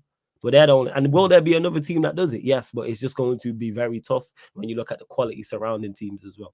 Very, very. I mean, they had Tim Sherwood, you know what I mean? Like the time Tim Sherwood would be considered a good. No stress, but G, I know you got to bounce. Let them know where they can find you, what you got coming up, all that good stuff. I'm gonna close out shortly anyway. GTV FC, guys, you'll catch me on there, man. Yeah, guys, keep running up the likes, man. If you're watching this on the replay as well, keep smashing the likes. It's been a shit window for Liverpool, so not really much to really go on. But listen, we'll catch you guys on the flip side come the end of the season, though. You know what I'm saying? Don't worry about our transfer window. Catch us at the end of the season. We'll see what's going on. But yeah, now big up the panel, big up Ram, big up big up Flawless, man. That's up every time, G. Link for his channels in the title, people, and it's underneath. G, let us know when you're going Anfield, bro. I don't know, man. This season, I don't know, man. I don't know. When are you going? Hey, man, this. I don't know. Whenever these. I went last season. Well, I might go. Man, I booked you, man. There, man. You know what I'm saying? Got you, man. You paid for our tickets. Yeah, I forgot that. That's the only problem with Liverpool game. That's why I'd rather. That's why I went to the Palace game here because I was like, well, I'm closer here to the Palace game than I am going it's to. Long. Bro, the ticket was cheap, whereas the ticket to go to Anfield, I'm like, I don't like you, man, that much. Like, I'm definitely not gonna go check it out. Man. I appreciate it, bro. Bless up, G. Every single time, G. Bless up. And we are gonna close out. Let me know who's live, people. We're gonna redirect to someone. Let me refresh this as well. Flawless. You don't rate David Batty. See, there we go. David passed a lot of Messi. So they beat us to that league. They beat us to that league. Ripley. It's outrageous, yo. No Graham Lasso. Was Graham Lasso there? Yeah, he was left back. I'm looking at the last game of the season. Graham Lasso got a chance. I didn't know he was at the team. I didn't know he was at Blackburn because I was always associating with Chelsea. Henningberg. That last game of the season. Wait, Henningberg played for them. Did we sell him? Yeah. Oh, we must have bought him from there. Yeah, shout out Henningberg. Yeah, Henningberg was part of that team. Yeah, Henningberg. I'm a big fan of Henningberg. Yeah, man. Treble winning Henningberg. Put some respect on his name. Yeah, but I'm trying to think, like, throughout history, centre midfielders, Blackburn. What about Blackburn are the only Blackburn? I'm telling you now, Blackburn are the only exception to the rule. United from go through all the teams, right? United at the very, very start. You had Mark Hughes. Yeah, if you're talking central midfielders, we had Paul Ince, Robson went there. We had Paul Ince. Was Mark Hughes a part of that? Yeah, Mark Hughes was there. He's a striker, though. I thought he was attacking midfielder. No, he's a striker. Oh, okay, fine. Paul Ince. Paul Ince. That's his one right there. Blackburn, they're the exception. And then beyond that, you had Keane, you had Scholes for years. Yeah. And if you look at Arsenal, they had Vieira. They had Petit. Yeah. Then if you go to the early 2000s and then even beyond that, they had Vieira, they had Petit, Gilberto Silva was there. If you go to Chelsea's team, Makelele, Essien, Lampard. Who won it that's like 05, 06. Didn't they? Yeah. 07, 08, Carrick, Scholes around that time. 2010s, 2011s, that Chelsea side, I think they still had. Man City had David Silva. Who I still think is the best. Remember our Mascherano Alonso Gerrard midfield? I know he didn't. Oh yeah, that was one of my favorite. Yeah, that was a cold midfield. It's one of my favorite midfields. Javi Alonso, one of my favorite players in the Premier League. I just couldn't give him his flowers because he was at your place. But yeah, he's coming back, isn't he, next month? Yeah, going back to dunk on you lot in front of the cop and love it. Gonna be giving it that. But yeah, the list goes on. Look, 20 like David Silva, Yaya Toure, Fernandinho. Trust me, that the only exception to the rule is Blackburn Rovers. Even Leicester, Kante. Would you say when you say again? I was going to say bad boy. I'm going back to the bad boy phrase. When Can I they say be that, world that means- class? Yeah, that just means quality. When I say bad boy, I'm just talking about they are of a certain quality. You don't think either McAllister or Szoboszlai can be world class? No. Again, when we're saying this, I'll break this down even further. If you take the last 10 years and we do a combined 11 in the Premier League, we're trying to get the best Premier League team, and me, you, and Ryan, and the rest of the chat sat here talking about, I've shared screen, and I've put it up on the transfer, on the website. And all right, we're trying to pick the best 11 from 2024 to 2014. If you don't get in the conversation, not necessarily saying you make the team, because making the team is very tough. If you don't get in the conversation, you're not good enough. That's the point I'm making. Currently, as constructed right now, as of right now, McAllister and Szoboszlai, I know they're not even getting suggestions. Rice ain't getting a suggestion. But, I mean, none of our midfielders are getting suggestions. The one, they haven't won a league title, so they ain't getting a conversation. But if they're of a certain level, you could, like, for instance, that's why I say potential. Potentially, yeah, potential. Yeah, you could argue the potential, but no, I don't think. I don't even see the potential, to be honest. I don't think McAllister. But you don't see much, man. I'm just saying. Yeah, I don't think McAllister. I don't think McAllister is. I don't think McAllister is that. No, I don't think. I think the only player that probably can do it because of technical quality on the ball is Szoboszlai, but that's up to him. I don't even see it with him. Yeah, like it is tough. Like normally, it's our best midfielder. It's very tough to see the potential. It's like a player performs.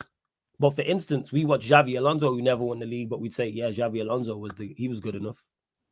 Xavi Alonso definitely was. Well, Mascherano. Same with Mascherano, definitely good enough. Yeah. I'll see Gerrard as well. Yeah, Gerrard priming is definitely good enough. Now put McAllister and Szoboszlai, and now put McAllister and Szoboszlai next to those three. It's not even close. And then those three won it. That's the point. At this moment, how old is McAllister right now? 24, 25. Wait, please do not tell me Ram. Please don't tell me Ram is hinting McAllister can get to Gerrard. Nah, he's not saying. No, he didn't say that. So now put 24, 25 McAllister next to 24, 25-year-old Gerrard Alonso. There's no contest. That's my point, and that's it. I'm not saying he should be better than them. What I'm saying is we should be able to have the conversation and have a potential debate about it. Because if we start debating who's like the best out of the best, like that's when it's like, oh well, such and such is better than such and such. That's the level you have to get to. I'm not saying. I'll say Szoboszlai right now is 23 years old. Yeah. Yeah. I don't really see much Gerrard at 23, but I remember he was amazing, but very rash. Very, very rash. When he was in his own maybe 20s. Maybe Szoboszlai turns it around and he ascends at a level we don't expect, but it's not going to happen, bro. It's like what Kante did. No one was expecting that. That's rare. When Kante went, but Szoboszlai had potential way before he joined us. Yeah. Nah, I hear you. I hear that. So I'd heard his name. I think you had mentioned him as well before you lot had signed him. So maybe. I hear you. But it is tough. That's what I'm saying. It depends on him. We're only going off as in like for technical ability. I'd say technical abilities. He's really good. Like him and Odegaard technically on the football, like the way that Szoboszlai strikes a ball. Like I don't think any other player does that in the league. No, come on. What are we doing it? The way he strikes the ball. Come on, bro. What are we doing here? The way he strikes the ball. He hasn't barely shown it for us. All his free kicks hit the wall.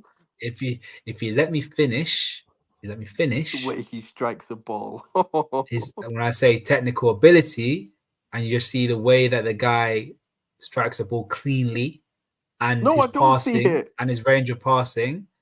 Let me finish. Range of passing and his overall technical ability is very, very good and is arguably comparable to Odegaard. However, he has not shown any consistency to ever be in the conversation with Odegaard. So that's the conversation that he has to have for himself. He's a good ball carrier and he's a very good athlete. That's literally it.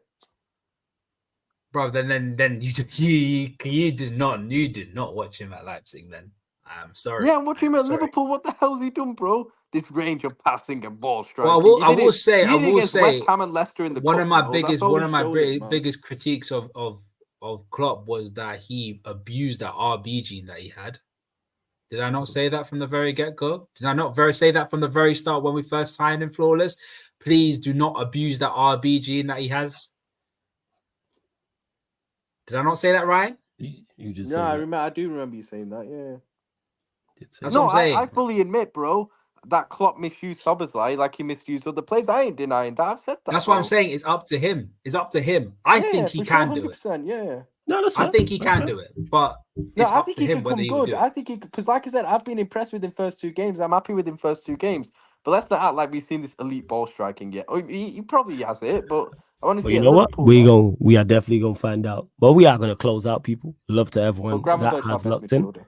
Run up the likes, hit the subscribe button. Make sure you hit the notification bell when you do so. Go follow the playback as well. Well, like I said, we'll probably be back tonight, depending on news. If there's big news breaking transfer window, it'll probably be like midnight, 1 a.m., something like that. Just keep your Just the lookout on the Osimhen YouTube one, channel yeah. for a Q&A. Yeah, so if it's Osimhen or it's Sterling or it's Sancho, or it might be none of them, Ryan. Who knows? Let's say Osimhen don't make his That'd move. be even funny. And, you know what I'm saying? Even And funnier. Sterling doesn't, or Sancho doesn't, or I don't know. United late bid for Tony, hopefully, on a left back. But hey, we can Well, all Liverpool dream. late People. bid We for can all Adam dream. Wharton, bro. Let's manage. There you go. Liverpool, we all got dreams, man. Martin Luther King wasn't the only brother out here walking around with the dream. So yeah, we can continue to do that, people. But Flawless, you're a mug. I hate you, bro. why am I a mug, yo? That's factual. He had a dream. Why can't I have a dream? And he wanted a lot. He listed a lot in his "I Have a Dream" speech. I'm only asking for 2 signings. Well, 3. Look at that long ass list of the "I Have a Dream" speech. But yeah, love to all of you lot who've locked in. Big up Ram. Make sure you subscribe to his channel. Big up to Ryan. Big up G as well. Links also in the title. We are going to close out, redirect over to Lewis. And this has been the Manchester United Liverpool show. Man United podcast meets the analysis. The Anfield podcast. Thank you very much for tuning in.